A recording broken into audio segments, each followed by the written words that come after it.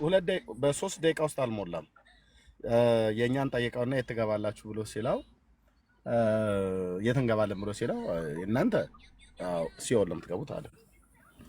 ከዛ አንተስ ብሎ አለው እኔማ በመልካም ስራ ከጸናው እየጸናው ጌታ ምሕረት እያደረገልኝ ንስሐ እየገባው እየወደኩ እየተነሳም እያደረገልኝ ገነት ነው የምገባው አለ። 3 ደቂቃ አልቆየም መልሶ እንደገና ሲጠይቀው ሲኦል ነው የምገባው መዳረሻ አለ። እና አላልኩም ሪከርድ ጥያቄ ግን በስራክ አይፈረድብኝም ብለሃል አይደል? እኔ ሲጀመር መነሻ ስራ እምነት ፕላስ መልካም ስራ እያልኩ እኮ ነው። በስራዬ አይፈረድብኝም እያልክ ነው ያለው።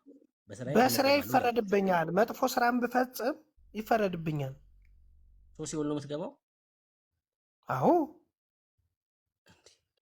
ሲኦል ነው የሚገባው። እሺ ማስረጃ ልስጥህ። አዎ ማስረጃ ልስጥህ። አሃ ያለ መረጃማ ማውራት አንችልም እንዴ? መረጃ ላንሳ። እሺ ሮያል ወደ አንተ ልምጣ። ኦኬ እሺ ጠይቀኝ እስቲ።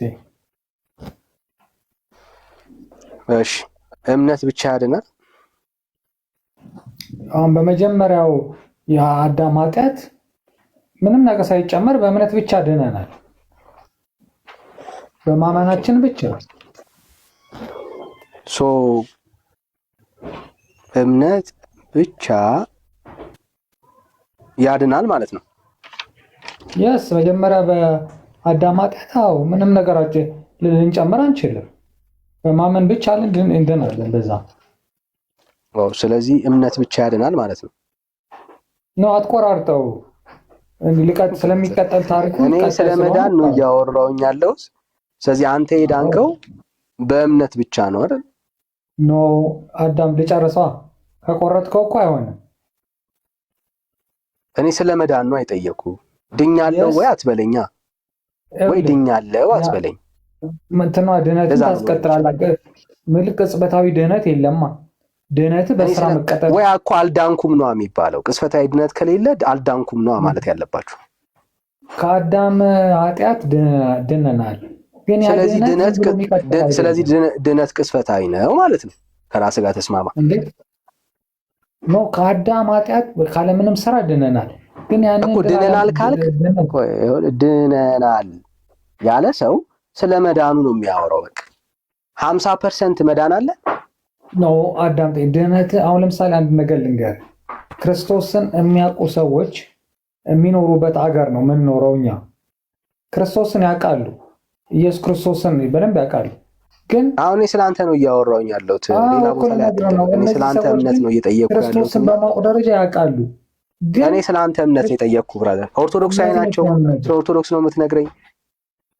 ጴንጤ ስለሚባሉ በቃ እኔ ስለ ኦርቶዶክስ ነው እያወራን ያለ ነው። በቃ አሁን ፕሮቴስታንት ሆነ አይመለከተኝም። አሁን ስለ ኦርቶዶክስ ነው የምናወራው። አልጠራጠር ያለ ነገር መናገር ነው የምወደው። መጀመሪያ በአዳም ኃጢአት በክርስቶስ ምንም ሳንጨምርበት በእምነት ብቻ ድነናል። ግን ያንን ድነታችን እሺ ቆይ አንዴ ልጻፍልህ። ይኸው ልጻፍልህ። ቆይ አንዴ ይኸው ድነናል አልከኝ። የዳንከው በእምነት ብቻ ነው አይደል? አሁን በመጀመሪያው የአዳም ኃጢአት በእምነት ብቻ ድነናል። የፈለግከውን ብለው የመጀመሪያ ብለው የመጨረሻ ብለው አሁን የምናወራው እሱን ነው። ስለ መዳን ነው የምናወራው። ኦኬ ስለ መዳን ስናወራ በእምነት ብቻ ነው የዳንከው ማለት ነው። ታዲያ ምን ታመጣለህ? እኔም አላውቅም ብራዘር። ስለዚህ በእምነት ብቻ ነው የዳንከው። በቃ ነገር እኔ ስለአንተ እያወራሁ እኮ አይደለም፣ ስለ ራሴ እያወራሁ ነው። ስጠይቀኝ ጊዜ ነው። አይ ነው አልገባህም ወይ? ድጋሚ ስትደግምልኝ ጊዜ ማለት ነው። ግልጽ እንዲሆንልኝ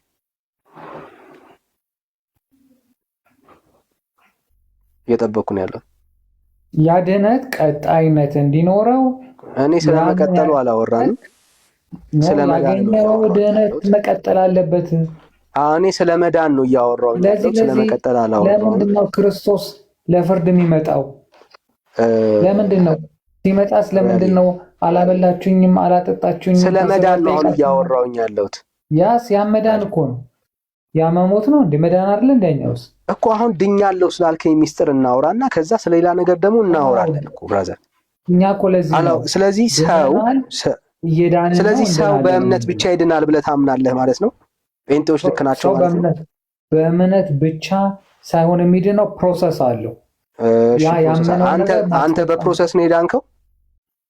እኔ አልዳንኩም። እኔ ምንም ስለኔ እኔ ዓለም ላይ ያለው ሰው ነኝ። እኔ ስለዚህም ነገር ለማወቅ ገና እየተፍጨረጨርኩ ነው እግዚአብሔርን ለማወቅ እንጂ እኔ ዓለም ላይ የምጨፍር ምዝናና ሰው ነኝ። እኔ የዚህ ውስጥ እኔን አውጣኝና አሁን ገባህ? የምናወራው ወሬ ስለኔ መዳን አለመዳን ሳይሆን ገባህ? ያንን አላወራውም አልፈልግም። እኔ ብዙ ነገር ውስጥ ገብተን እያቦካን የምንውል ሰዎች፣ ዓለም ላይ እንደ ልባችን የምንዝናና ሰዎች ድኛለሁ አልዳንኩ ምናምን የሚባል ወሬ ውስጥ መግባት አልፈልግም። ግን በእምነታችን ደረጃ እንደዛ ነው የምናወራው። ቴዎሬቲካል ሲሆን እንደሱ ነው። አናልከኝ? ቴዎሬቲካሊ ሲሆን እንደሱ ነው። እኛ ያገኘነውን የአዳምን ኃጢአት በእምነት ብቻ ድነናል። ያንን ግን በስራችን ማስቀጠል ነው። አሁን ስለማስቀጠል ዊል ዲስከስ ችግር የለም። በእምነት ብቻ ይዳናል የሚለው የጴንጤ ትምህርት ትክክል ነው ማለት ነው? አይደለም። ብቻው መዝለቅ አለብን። ይኸው ስለ መዳን ነው እያወራን ያለ ነው። አየህ ወይ? አልዳንኩም በእምነት ብቻ በለን። እኛም ሰው በእምነት ብቻ ነው ይድናል የምንለው። ስለዚህ በእምነት ብቻ አንተ አሁን ለምሳሌ ስልክ ሰውየው ጋር ስታወራ ሃይ ምናምን ብሎ ካለ በኋላ አታስቀጥለውም እንዴ? ሃይ ብቻ ብለኛል በቃ ምናምን ትላለህ። ቀጥል እንጂ ነገሩን ስሙ። ስለ መዳን ነው እያወራን ያለ ነው ወዳጄ እኮ። በቃ የምትድነው ድነት እኮ ኖርማሊ እኮ ስለሱ ነው እያወራን ያለ፣ ስለ መዳን ነው። እኔ ድኛለሁ ስትልኝ አንተን ይሄ ድነት 100% ነው ወይ ስንት ፐርሰንት ነው ይሄ ድነት? ይሄ ድነት ስንት ፐርሰንት? የመጀመሪያውን ድህነት በማመን የምታገኘው አንድ ሙስሊም ሊያገኘው አይችልም። አንድ ኤቲስት ሊያገኘው አይችልም። በፐርሰንት ነው ያላስቀምጥም እኔ። እንዴ ቫት ነው እንዴ? እምነት እኮ ነው።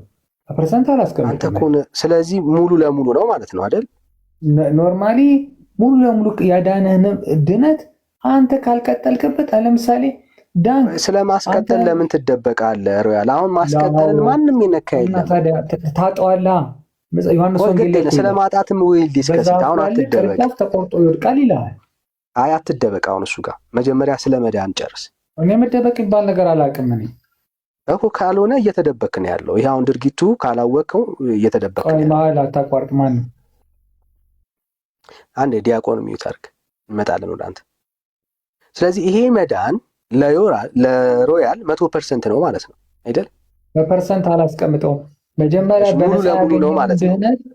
ሙሉ ለሙሉ ነው ማለት ነው አይደል? ሰማኝ። በነፃ ያገኘሁትን ድነት አጣዋለሁ። ቆይ ስለ ማዳን አሁን ስለ ማስቀጠል እያወራን አይደለም። አትደበቅ። እሱን አላነሳንም። ስለ መዳንህ ቆመህ አውራ። መዳኔን ላጣው እችላለሁ። እኔ ያው ስለ ማጣት ዊል ዲስከስ ይታልኩ። ስለ ማስቀጠል ስለ ማጣት እናወራለን። አሁን ያወራ ነው ይሄ ድነት። ቆይ አንዴ ወዳጅ፣ ይሄ ድነት ሙሉ ለሙሉ ነው ብለህ ታምናለህ? በክርስቶስ ኢየሱስ በእምነት ብቻ ያገኘኸው ድነት ሙሉ ለሙሉ ነው? በክርስቶስ ኢየሱስማ ሙሉ ለሙሉ ነው የምታገኘው ማንኛውም ነገር። ግን በገዛ ራሱ በኢየሱስ ያገኘኸው ድነት ሙሉ ለሙሉ ነው? ሙሉ በሙሉ ነው። ኦኬ ቴንክ ዩ። እሺ ሙሉ ለሙሉ ግን ነፃ ፍቃድ ስለሰጠህ እንድታጣ ያደርግሃል። አንዴ እንመጣለን። እሱ ሙሉ ለሙሉ ነው።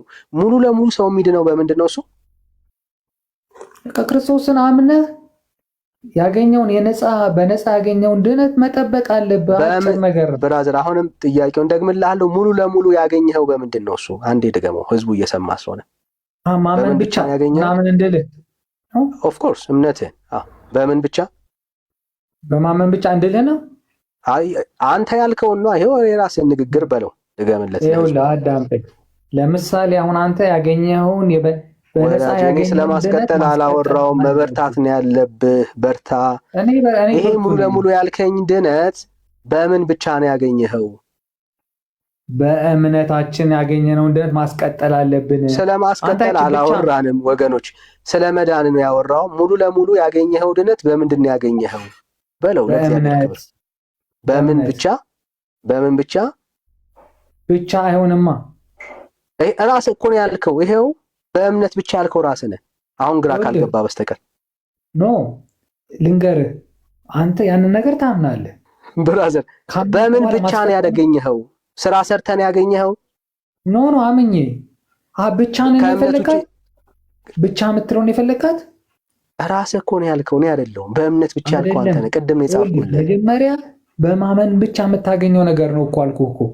በኮኮ እሱን ነው አሁን የጠየኩህ። እሱን በለው አሁን ለሚሰማ ሰው ሮያልዬ፣ ለሚሰማ ሰው እሱን በለው። ይኸው ሙሉ ለሙሉ የዳንኩበት መዳን ያገኘሁት በለው እስቲ በማመን ብቻ ነው መጀመሪያ እምነት። ጎበዝ ጎበዝ። ኧረ ጎበዝ አትበለኝ። የኬጂ ልጅ አስመሰልከኝ። ጎበዝ ብራዘር ጎበዝ። ኦኬ ጎበዝ ሮያልዬ። አየህ በምን ብቻ ነው? በእምነት ብቻ። እሺ ሙሉ ለሙሉ ነው የዳንኩት ስትል ድነት እዚህ ጋር ቅስፈታዊ ሆኗል አልሆነም? ኦኬ ነው። እሺ ስራ የለውም ምን የለውም እኮ። አዎ የታወቀ እኮ ነው። ኦኬ ድነት ቅስፈታዊ ሆነ ማለት ነው። በጣም ጥሩ። እሺ ይኸው እዚህ ጋር ሙሉ ለሙሉ ነው ስትል የእግዚአብሔር ልጅ ሆነሃል አልሆንክም? የእግዚአብሔር ልጅ ትሆናለህ እንጂ ልጅ ሆኗል በእምነት ብቻ። አሜን። ጸድቃል አልጸደቅም? አላውቅም። እሱ ያልጸደቀ ልጅ ነው። አላውቅም። በእግዚአብሔር ኩነኔ ያለበት በእግዚአብሔር ፊት ኩነኔ ያለበት ሰው ነው። አንድ ነገር ልንገርህ፣ አንድ ወላጅ ልጆች ይወልዳል አይደል? በእግዚአብሔር ፊት ኩነኔ ያለበት ልጅ ነው ወይ? ልጆች የተወለዱ ልጆቹን አንድ አይነት ብሄቪየር አይኖራቸውም። እኔ የጠየቅኩ ይሄ ሰው ሙሉ ለሙሉ ድኗል ስትለኝ ድኗል፣ ልጅ ሆኗል፣ ግን ኩነኔ ያለበት ልጅ ነው እያልከኝ ያለው። የዳነው ልጅ በስራ ማንነቱን መግለጽ አለበት። እኔ ማንነቱ ስለማንነቱ አይደለም ያወራው። በክርስቶስ ኢየሱስ ያገኘነው ይሄ ድነት ሰውየው በእግዚአብሔር ፊት የጸደቀ ነው ወይስ ያልጸደቀ ሰው ነው? በእግዚአብሔር ፊት የጸደቀ ልትለው አትችልም። ምክንያቱም ማስረጃ ነፃ ፍቃድ ሰጥቶታል። ጠቅስ በልጁ በክርስቶስ ኢየሱስ ሙሉ ለሙሉ ድኖ አምኖ ልጅ ሆኖ ያልጸደቀ ሰው ከእግዚአብሔር ቃል እኮ በግንዱ ላይ ያለ ይላል እኮ። በግንዱ ላይ ኖረ ዮሐንስ ወንጌል ላይ በግንዱ ላይ ሆነ። ዮሐንስ ወንጌል ምዕራፍ 5 ስለ ጽድቅ ነው እያወራን። በግንዱ ላይ ሆነ እንደ ቅርንጫፍ ስለ ፍሬ አልጠየቁም። ስለ ጽድቅ ነው የጠየቁ። ፍሬ ካላፈራ ትወድቃለህ ይላል። ስለሆነው አይ ማስረጃ ስንጠይቅ ክርክር አናርገው አትበለኝ። እስካሁን ማስረጃ የጠየቁ ችግር የለም። በኢየሱስ ሰው አምኖ አይጸድቅም የሚል መጽሐፍ ቅዱሳዊ ማስረጃ ያስጠኝ። በማመንማ ቢጸደቅ ኖሮ ስለ ስራ ማስረጃ ነው የጠየቁ። አሁን እሱ ግምት ነው አሁን እናንተ ከሌለ የለኝም ነው የሚባለው። እሺ ጠይቅ። እናንተ አሁን ጸድቅ ያለው ከሌለ የለኝም ነው። እኔ ጥያቄ ማልቀበል ከሌለ ግን ላስረዳኝ ማስረጃ እናንተ አሁን ጸድቅ ያለው ማስረጃ እየተናገርኩኝ እኮ ነው። ስለኛ አይደለም ማስረጃ ብራዘር ከመሆን እኮ ማስረጃው ስለኛ አይደለም ማስረጃ ነው። ማስረጃና መረጃ ለየው መጀመሪያ ማስረጃ ምኑን? እሺ ማስረጃ አትፈልግ። በክርስቶስ ኢየሱስ ሰው አምኖ የእግዚአብሔር ልጅ ሆኖ ድኖ አልጸደቀም የሚል ማስረጃ አንተ ከእግዚአብሔር ቃል በእግዚአብሔር እምነት በግንዱ ላይ ያለ ቅርንጫፉ አልጸደቀም። እኔ ስለ ፍሬ አልጠየኩም። አሁን መስራት አለብህ መስራት አለብህ። ስራ እንደሚያስፈልግህ አንዴ በደንብ እኮ። ስለዚህ አልጸደቀም የሚል ማስረጃ ስጠኝ ብራዘር። አልጸደቀም የሚል ማስረጃ ስጠኝ። በእምነት ብቻ ማንም አይጸድቅም። ማስረጃ አሁን እሱማ አልክ። አሁን ማስረጃ ለፍርድ ባለመጣ ክርስቶስ ለፍርድ ባለመጣ እንደዛ ቢሆን እሱም ግምት ነው። ማስረጃ አይደለም ከሌለ በቃ የለህም ማለት ነው። እና ቆይ እኔ እኮ ትንሽ የሰከንድ ጊዜ ማሰጥ አሁን ለምሳሌ በመጨረሻ ማስረጃ ነው። አሁን እስካሁን እየለመንኩ ያለው ተባክን ማስረጃ ነው። ማስረጃ እኩል እየሰጠው እኮ ነው። መጨረሻ ላይ ክርስቶስ ሲመጣ ለምን ይጠይቀናል? እሱም ግምት ነው ብራዘር። አሁን እኔ ማስረጃ ብራዘር አይደለም እንዴ? ታምሜ ጠይቃችሁኛል። ሰው በእግዚአብሔር ልጅ በክርስቶስ ኢየሱስ አምኖ አልጸደቀም የሚል ማስረጃ በማመን ብቻማ አትድን። መቼም አትድን። ሰው ግምት ነው ያለው። ለዚህ ነው በቃ ግምት አይደለም፣ ግምት ነው ብራዘር፣ ግምት ነው። ግምት ስለሆነ ማለት ነው። በኦርቶዶክስ ውስጥ ያለው ምንድነው? እሱ ግምት ነው ያለው። አሳየኝ። በእምነት ብቻ ይድናል ሰው ልጅ? ግምት ነው በእግዚአብሔር ቤት። አሳየኝ። ችግር የለም። አሁን ሚውት አድርገው አብራዛ የለኝም ያሳያለች። በእምነት ብቻ አንተ ብቻ ሚውት አድርግ። አንተ አሁን በእምነት ብቻ ድነዋልማ። አንተ ራስህ እኮ ያው ጽፌልሃል። አሁን አንተ ሚውት ማድረግ ነው ያለብህ። ማስረጃ የሌለው ሰው ሚውት ቢያደርግ ደስ ይላል። እሺ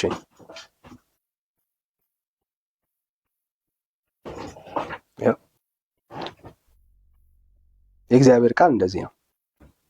ኦርቶዶክስ ወንጌል የሚያስፈልጋት በዚህ ነው ማለት ነው። እንደዚህ ይላል፣ በኢየሱስ ክርስቶስ በሆነ ቤዛነት በኩል። በማን ቤዛነት? በክርስቶስ ኢየሱስ በሆነ ቤዛነት በኩል እንዲያው በጸጋው ምን ይላሉ? ይጸድቃሉ። ኦርቶዶክሶች ገና አልጸደቁም። ለምን? በክርስቶስ ኢየሱስ የሆነው ቤዛነት ስላላገኛቸው። ቃሉ ግን ይሄው እንዲያው በጸጋው ይጸድቃሉ። ይሄ ጽድቅ የእግዚአብሔር ጽድቅ እንዴት ነው የሚገኘው ስንል በስራ አይደለም። እርሱንም እግዚአብሔር በእምነት የሚገኝ በደሙ የሆነ ማስተሰሪያ አድርጎ አቆመው ይላል። ክብር ለእግዚአብሔር ይሁን። አየህ፣ ጴንጤ ነው ኢየሱስ። ይሄው ማስረጃ ለፍርድ አይመጣም ማለት ነው። ግምት አታውራው። መጽሐፍ ላይ ጻፈው። ግምት አታውራው ወዳጅ። እኔ ከእግዚአብሔር ቃል ጋር ነው መስማማት ያለብህ። ከእግዚአብሔር ቃል ጋር ነው መስማማት ያለብህ ወዳጅ። የእግዚአብሔር ቃል ነው። ታዲያ ይሄ መንግስት ቃል ነው እንዴ? ለፍርድ ይመጣል ይላል አይደል? ይኸው ምን ይላል? ይጸድቃሉ በክርስቶስ ኢየሱስ። አሁን እናንተ ጻድቅ ነኝ ነው የምትሉት ግን። ስለዚህ እንጨርሰው። አንዴ ብራዘር አንዴ። ወዳጃችን ምንድን ነው ያለን? ጥቅስ የለውም አልጸደቁም አለ። ምን ማለት ነው እያለን ያለው? የዳነ ሰው ግን ያልጸደቀ። ኢማጂን አድርጉት። ድኗል ያ ሰውዬ ግን አልጸደቀም። የእግዚአብሔር ልጅ ነው። እሺ ሮያል እንቀጥል። ዳን የሚዩት አድርገዋል መሰለኝ። እሺ አስተካክሏል። እሺ እና እሱ እስከሚመጣ እናውራ። አንድ ነገር ልጠይቅህ እስቲ እኔ። እሺ እናንተ አሁን እዚህ ጠረታችሁ ጌታ ነው የምትሰብኩት ምናምን፣ ኢትስ ናይስ፣ አሪፍ ነው። ስለ ክርስቶስ እንዲያውቅና ሰው ወደ ክርስቶስ እንዲመጣ ነው። እሺ አሁን ለምሳሌ እኔ ወደ ክርስቶስ ልምጣ ብል የትኛው ዲኖሚኔሽን ነው የምቀላቀለው? እሺ እንደው አስረዳኝ እስቲ። አንድ ሰው እኔ ጴንጤ ልሁን ቢል የትኛው ጋር ነው የሚሄደው? በሕፃን ጥምቀት የሚያምነው ጋር ነው? ለተመረጡት ነው የመጣው የሚለው ጋር ነው? ንጥቀት አለ የሚለው ላይ ነው? ማን ጋር ነው የሚመጣው?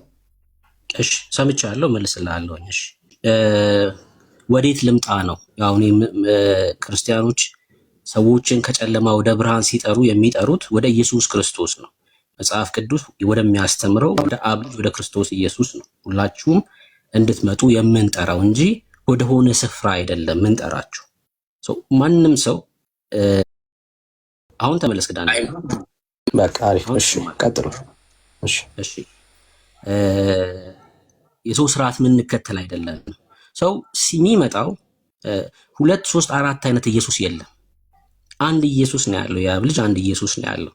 ሰው የምትቀበለው ያንኑ ኢየሱስ ነው። ሰዎች በክርስቶስ ኢየሱስ ላይ የተለያየ መረዳትን ሊያስቀምጡ ይችላሉ። ይሄ መረዳታችን ነው እያሉ ሊያስቀምጡ ይችላሉ። ማንን ነው የምትቀበለው ግን? የሰዎችን መረዳት ሳይሆን የአብ ልጅ ኢየሱስ ክርስቶስን ነው። የአብ ልጅ ኢየሱስ ክርስቶስን ነው።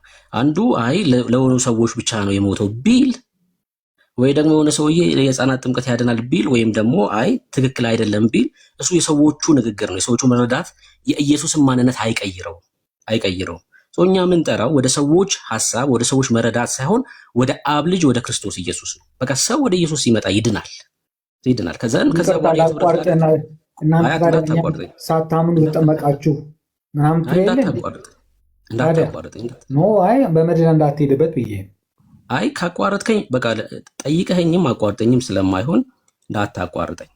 ከዛ ወደ ኢትዮጵያ እንሄዳለን እና ምንጠራችሁ ወደ ኢየሱስ ክርስቶስ ነው። በቃ ወደ አብ ልጅ ወደ ክርስቶስ ኢየሱስ። ቅድመ ዓለም ከአብ የተወለደ በዘላለም ውስጥ ከአብ ጋር የነበረ እርሱ ኢየሱስ ክርስቶስ ከድንግል ማርያም የተወለደው የዘላለም ሕይወት ነው። በቃ ይህን መቀበል ነው የሚያድን። አለቀ። የሰዎችን መረዳት መቀበል አይደለም የሚያድን። ኦኬ ገብቷችኋል? የሰዎችን መረዳት ስትቀበል ሳይሆን ምንድነው የአብ ልጅ ኢየሱስ ክርስቶስን ስትቀበል ነው ምንድነው ዘን ከዛ በኋላ የት ህብረት ላድርግ ትምህርቶችን ቼክ ማድረግ ትችላለህ። ይሄ ነው መልሴ። ሰላም ብሩክ፣ እንዴት አለ? ክብር ለኢየሱስ ይሁን። ደህና ነኝ። ድናሃል? አብራራው። ድኛለሁ፣ እድናለሁ፣ እየዳንኩ። ድኗል፣ እየዳነ ነው፣ ይድናል። እሺ ከምንድን ነው የዳንከው? ከዘላለም ሞት። ከዘላለም ሞት። ከዘላለም ሞት የዳነ ሰው በምን ውስጥ ነው ያለው ማለት ነው? በመልካሙ ስራ ውስጥ። አይ ከዘላለም ሞት የዳነ ሰው በምን ውስጥ ነው ያለው ነው? በመልካም በበጎ ስራ ውስጥ በመልካም መጥፎውን ላለመፈጸም እንዳልፈጽም ብፈጽም እንኳን እንድመለስ እየዳንኩኝ ነው የምለው። ብሰራ እንኳን እንድመለስ እየሰራው ነው ማለት ነው፣ እየተገው። ከዘላለም ሞት ድኛለሁ ብለኛል አይደል? አዎ። የዘላለም ሞት ማለት ደግሞ የእግዚአብሔር ቁጣ ፍርድ ማለት ነው አይደል? አዎ። ከዘላለም ሞት ከዳንክ የእግዚአብሔር ቁጣ በአንተ ላይ የለም ማለት ነው። የራሴ ትጋት ይወስነዋል። ሰው አልዳንክም ከዘላለም ሞት ማለት ነው። ኔቨር። በአንድ ሰው ምክንያት ከመጣው ኃጢአት ከዘላለሙ ሞት ድኛለሁ። ማን? ክርስቶስ ለአንድ ጊዜ በሰዎች ዘንድ ተሞክሮ ያልተሳካውን እሱ ለአንድ ጊዜ እሱን ይቀራለን ማለት ነው። እሱን ኃጢአት በአዳም ምክንያት የመጣ በአዳም ምክንያት የዘላለም ሞት ነው አይደል የመጣው? አዎ። ከዘላለም ሞት ድኛለሁ አልከኝ በክርስቶስ ኢየሱስ። የዘላለም ሞት ደግሞ ማለት የእግዚአብሔር ፍርድ ከሆነ ከዘላለም ሞት የዳነ ሰው የእግዚአብሔር ፍርድ የለበትም ማለት ነው። ከዛ የዘላለም ሞት ከሚያስጣው ከአዳም የበደል ኃጢአት መነሻ እሱ በሰዎች ዘንድ ወይም በብሉይ ኪዳን ዘመን ላይ ይደረጉ የነበሩ የመዳን ስልቶች በሙሉ ማን ነው ሰው ስላልዳነ ራሱ ክርስቶስ ወርዶ አዳነን ማለት ነው። ስለዚህ ከዛ የዘላለም ሞት ድኛለሁ ማለት ነው። አሁን ጥያቄ የዘላለም ፍርድ የለብህም ማለት ነው፣ የዘላለም ህይወት አለክ ማለት ነው ጥያቄ። አዎ ከዛ የበደል ኃጢአት የለብኝ። አሁን እግዚአብሔር አይፈርድብህም በአንተ ማለት ነው። የእግዚአብሔር ፍርድ በአዳም የበደል ኃጢአት አይፈርድብኝም። በምንድን ነው የሚፈርድብህ ታዲያ? በራሴ የግል ኃጢአት ራሴ በምሰራው ስራ ግን እጠየቃለሁ። ከአዳም ከመጣው ፍርድ የዘላለም ህይወት አለክ፣ በአንተ ኃጢአት ደግሞ የዘላለም ህይወት የለህም። አዎ እሱን ያገኘሁትን የዘላለም ህይወቴን ላጣ እችላለሁ። ኦኬ። አብራራው መጨረሻ ላይ ሲፈረድበት የሆነ አካሉ በገነት የሆነ አካሉ በሲኦል ይሆናል ማለት ነው አይደል? እንደዛም አይደለም። አማርኛው ግልጽ ነው። እኔ በምሰራው አይደል ከአዳም እድሉን ከሰጠኝ ላብራራል እኮ ትመልስልኛለህ። ስማኝና ከአዳም ከመጣው የዘላለም ሞት አምልጫለሁ፣ የእግዚአብሔር ፍርድ የለብኝም አልከኝ። ልክ ነው? አዎ። በእኔ ስራ ደግሞ ይፈረድብኛል አልከኝ። አዎ። ከአዳም ከመጣው ፍርድ አምልጠሃል፣ በአንተ ስራ ደግሞ ፍርደኛ ነህ ማለት ነው።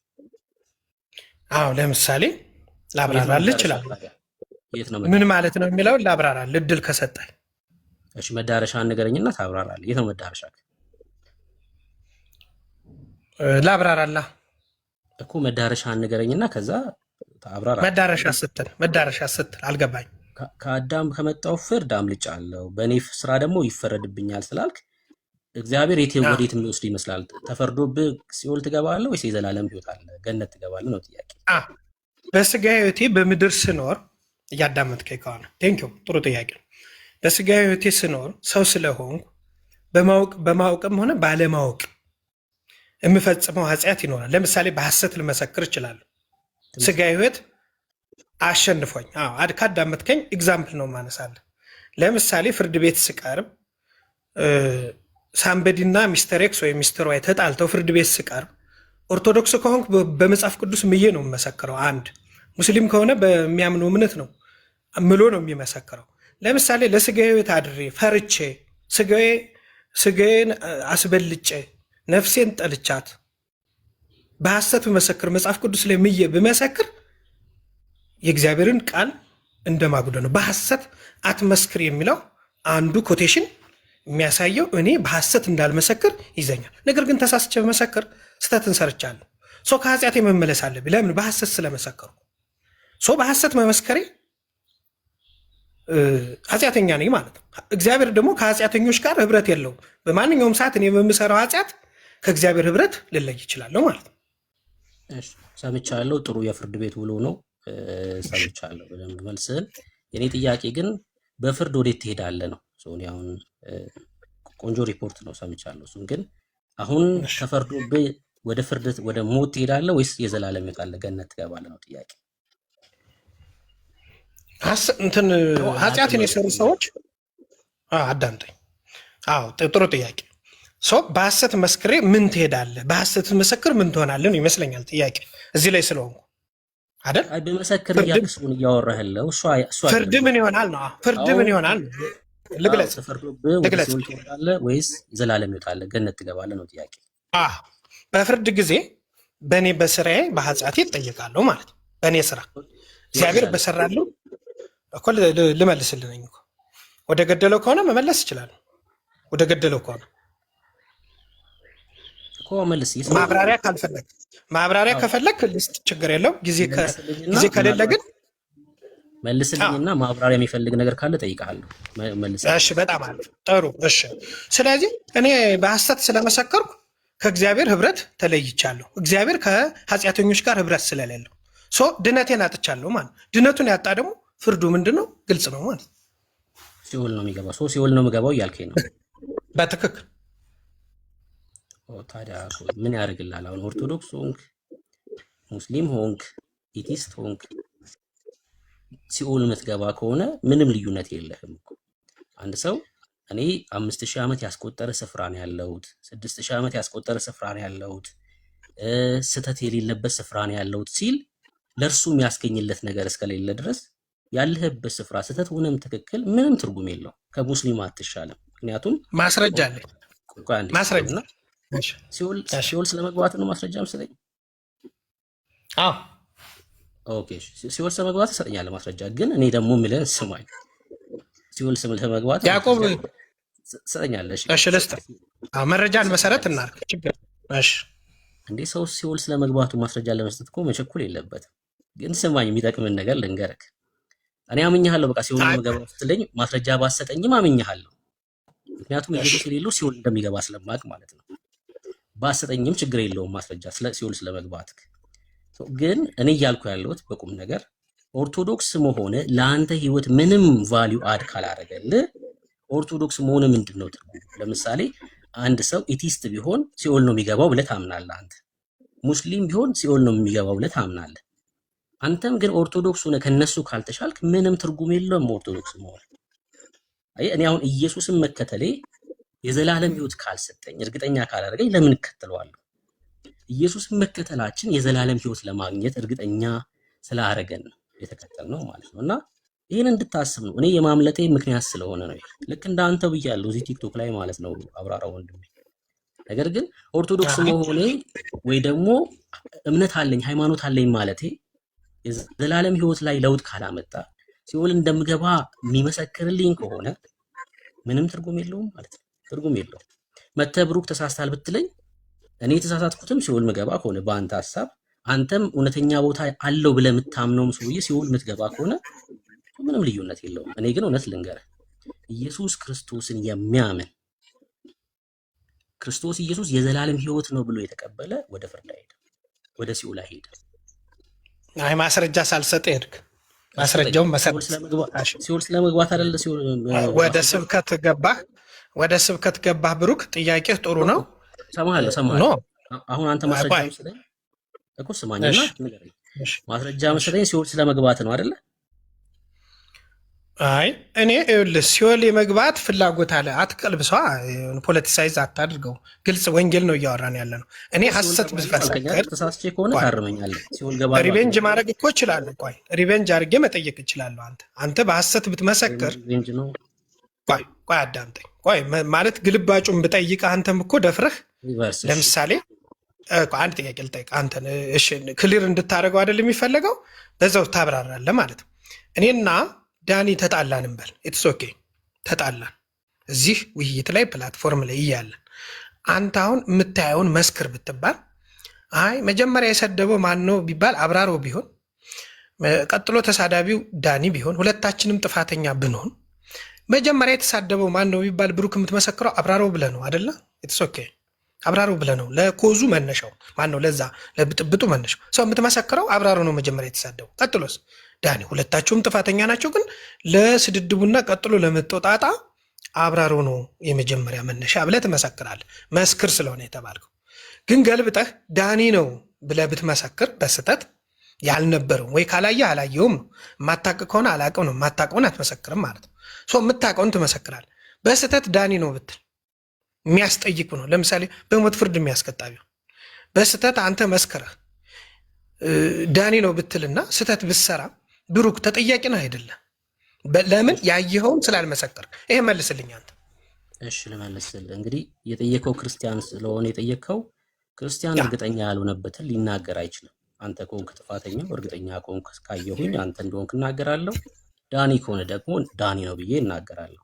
እርግጠኛ ያልሆንኩበትን ለሆነ ሰው አዳልቼ ምናምን ምንናገር አይደለንም፣ ምክንያቱም ክርስቲያኖች ነን።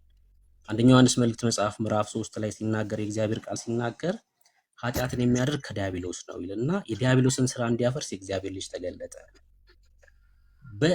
በእግዚአብሔር ልጅ የሚያምን ሁሉ ኃጢአትን አያደርግም ዘሩ በእርሱ ይኖራልና ይላል።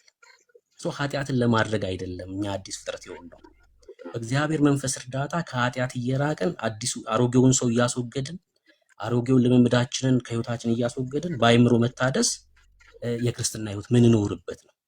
ምክንያቱም የእግዚአብሔር መንፈስ በእኛ ውስጥ ስላለ ጸጋው ስለሚያግዘን ዓለማዊ ምኞትን ኃጢአትን ስለሚያስክደን ማለት ነው። እና እርግጠኛ ያልሆንኩበትን ለምን እናገራለሁ? ክርስቲያን ነው ያየሁትን ነው የምናገረው። አብራራ። ጥሩ። እኔ ደግሞ ልመልስልህ። ቅድም ያልኩን መነሻ አድርጌ ማለት ኢንፈሳይዝ ማድረግ ትችላለህ አንተ በራስህ። አንድ ሰው በሐሰት ቢመሰክር ስላልጠየቅኩህ እኔ ስላልጠየቅኩህ እኔ የአንተን ጥያቄ ራስህ መቼም አትመልሰውም። ቀይረህ ከሆነ ሀሳብን ንገረኝ። ሲኦል ነው ምገባው ብለህ ነበር አይደል?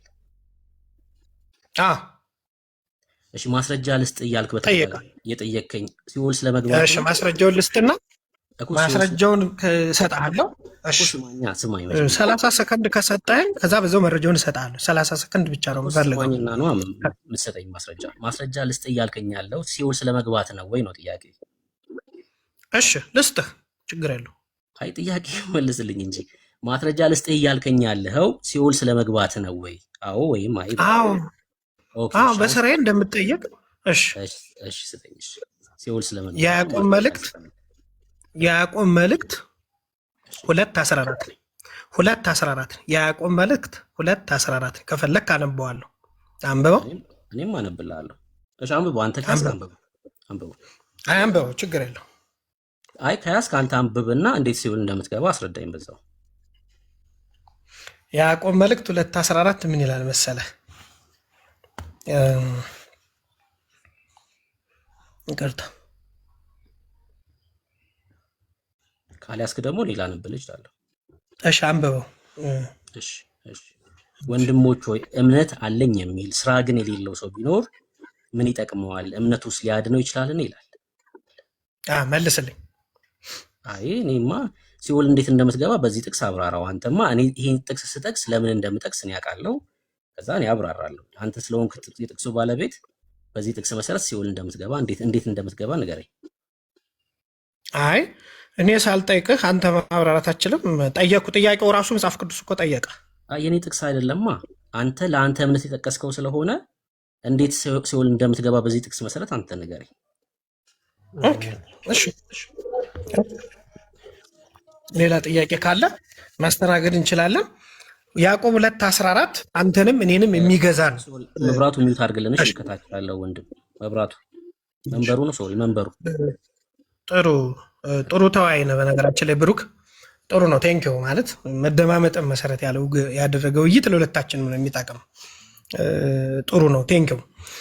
ያዕቆብ 2:14 ላይ የሚለን ለሁለታችን የሚጠቅም ነው እያለ ወንድሞቼ ሆይ እምነት አለኝ የሚል ነው። አየህ አንተ ቅድም የምትለው ማለት ነው። ስራ ግን የሌለ ሰው ቢኖር በስራ ማያምን ቢኖር ወይም ስራው ባይኖረው ምን ይጠቅመዋል? እምነት ውስጥ ሊያድነው ይችላል። እምነት አለኝ ብሎ ስራ ባይኖረው ሴም ትሩ ቅድም ያነሳውልህ እምነት ያለኝ እምነቴ ያድነኛል ብዬ ሳክሪፋይ አድርጌ በእምነቴ ብቻ ሳይሆን በስራዬም እንደምድን ስራም ሰርቼ ከታች ደግሞ ወርዶ ምን ይልሃል 2:17 ላይ እንዲሁ ስራ የሌለው እምነት ቢኖርስ በራሱ የሞተ ነው። ቅድም አንተ ያነሳው ነገር ግን አንድ ሰው አንተ እምነት አለ እኔም ስራ አለኝ፣ እምነትህ ከስራት ለይተህ አሳየ እኔም እምነቴን በስራ ያሳያለሁ ይላል ያዕቆብ 2:18 ላይ አለፍ አድርጌ ያየሁልህ ማለት ነው። ስራ ኖሮት እምነት ባይኖረው ኤቲስት ቅድም የጠቀስከው ሊድን አይችልም። ስራ ኖሮት ስራ እየሰራ እምነት ባይኖረው የሚያደርገው ስራ ሁሉ በጌታችን በኢየሱስ ክርስቶስ ወይም በክርስቶስ ስም ስላልሆነ አይድንም ማለት ነው። ማመን ስላለበት ቆይ ልጨርሳት፣ የኔን ሐሳብ ልጨርስ። በዚህ ላይ አንተም ትቀበለዋለህ እኔም እቀበለዋለሁ። ስራ ሳይኖረው አንድ ሰው የሚሰራው ስራ ሁሉ በክርስቶስ ስም ስላልሆነ ከንቱ ነው ማለት ነው። ከንቱ ነው ማለት ነው። ይሄ የሚሰጠኝ ሜሴጅ እሱ ነው። የምትሰራው ስራ ሁሉ ያለ ክርስቶስ ያለ ኢየሱስ ክርስቶስ ስም በክርስቶስ ስም ማሰራው ስራ ሁሉ ከንቱ ነው ማለት ነው። እምነት ይቀድማል ማለት ነው። ቀጥሎስ እምነት አለኝ ብለህ ስራ ባሰራስ ነው እምነቱ ያድነዋል ወይ ነው? አያድነውም። ለምሳሌ መልካምን ስራ መስራት በሐሰት ብመሰክር መልካሙን ስራ እየሰራው አይደለም ሰው አልድንም ማለት ነው። ሰው እምነቱ ሲያድነዋል ወይ ካልከኝ አያድነኝም ማለት ነው። እምነቴ ለእኔ ለምፈጽመው ኃጢአት ጋራንቲ እየሆነኝ ነው ማለት ነው። እምነቴ ያድነኛል ብዬ በሐሰት እመሰክራለሁ፣ ሰው ገድላለሁ፣ ወይም ሳምቲንግ አፈናቅላለሁ፣ የሆነ ሳምቲንግ ሳቦታጅ እሰራለሁ ማለት ሙስና እሰራለሁ ማለት ነው። ከዚህ አንጻር ነው። ብሩክዬ መቀጠል ትችላለህ አንተን ሀሳብ። እሺ ያው ሲኦል እንደምትገባ እርግጠኛ ያደረገክ የመጽሐፍ ቅዱስ ጥቅስ ያዕቆብ መጽሐፍ ምዕራፍ 2 ነው ማለት ነው። በቃ ተቀብያለሁ። ያው ይህን ጥቅስ አንብቦ የተረዳው ሲኦል እንደሚገባ ነው። ወንድማችን አንድ ጥያቄ ልጠይቅና ምናልባት ያዕቆብ ላይ ምን እንደምንረዳ እኛ ክርስቲያኖች ምን እንደምንረዳ ማወቅ ከፈለክ ግን ልነግር እችላለሁ። አንድ ግን ጥያቄ ልጠይቅ እፈልጋለሁ። የዚህ ዓለም ገዢ ማን ነው? አብራራው። እግዚአብሔር። የዚህ ዓለም ገዢ እግዚአብሔር ነው። እስኪ ጥቅስ ላንብብልህና እንዴት ተረዳከው? የዚህ ዓለም ገዢ እግዚአብሔር ነው ስላልከኝ ጥቅስ ላንብብልህ ወይ ደግሞ ዳኒ ክፈትልን። 2 ቆሮንቶስ 4:4 ክፈትልን ዳኒ።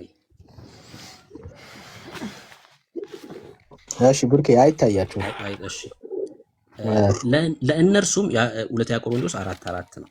ለእነርሱም የእግዚአብሔር ምሳሌ የሆነ የክርስቶስ የክብሩ ወንጌል ብርሃን እንዳያበራላቸው የዚህ ዓለም አምላክ የማያምኑትን ሐሳብ አሳወረ ይላል። የዚህ ዓለም አምላክ የተባለው ማን ነው?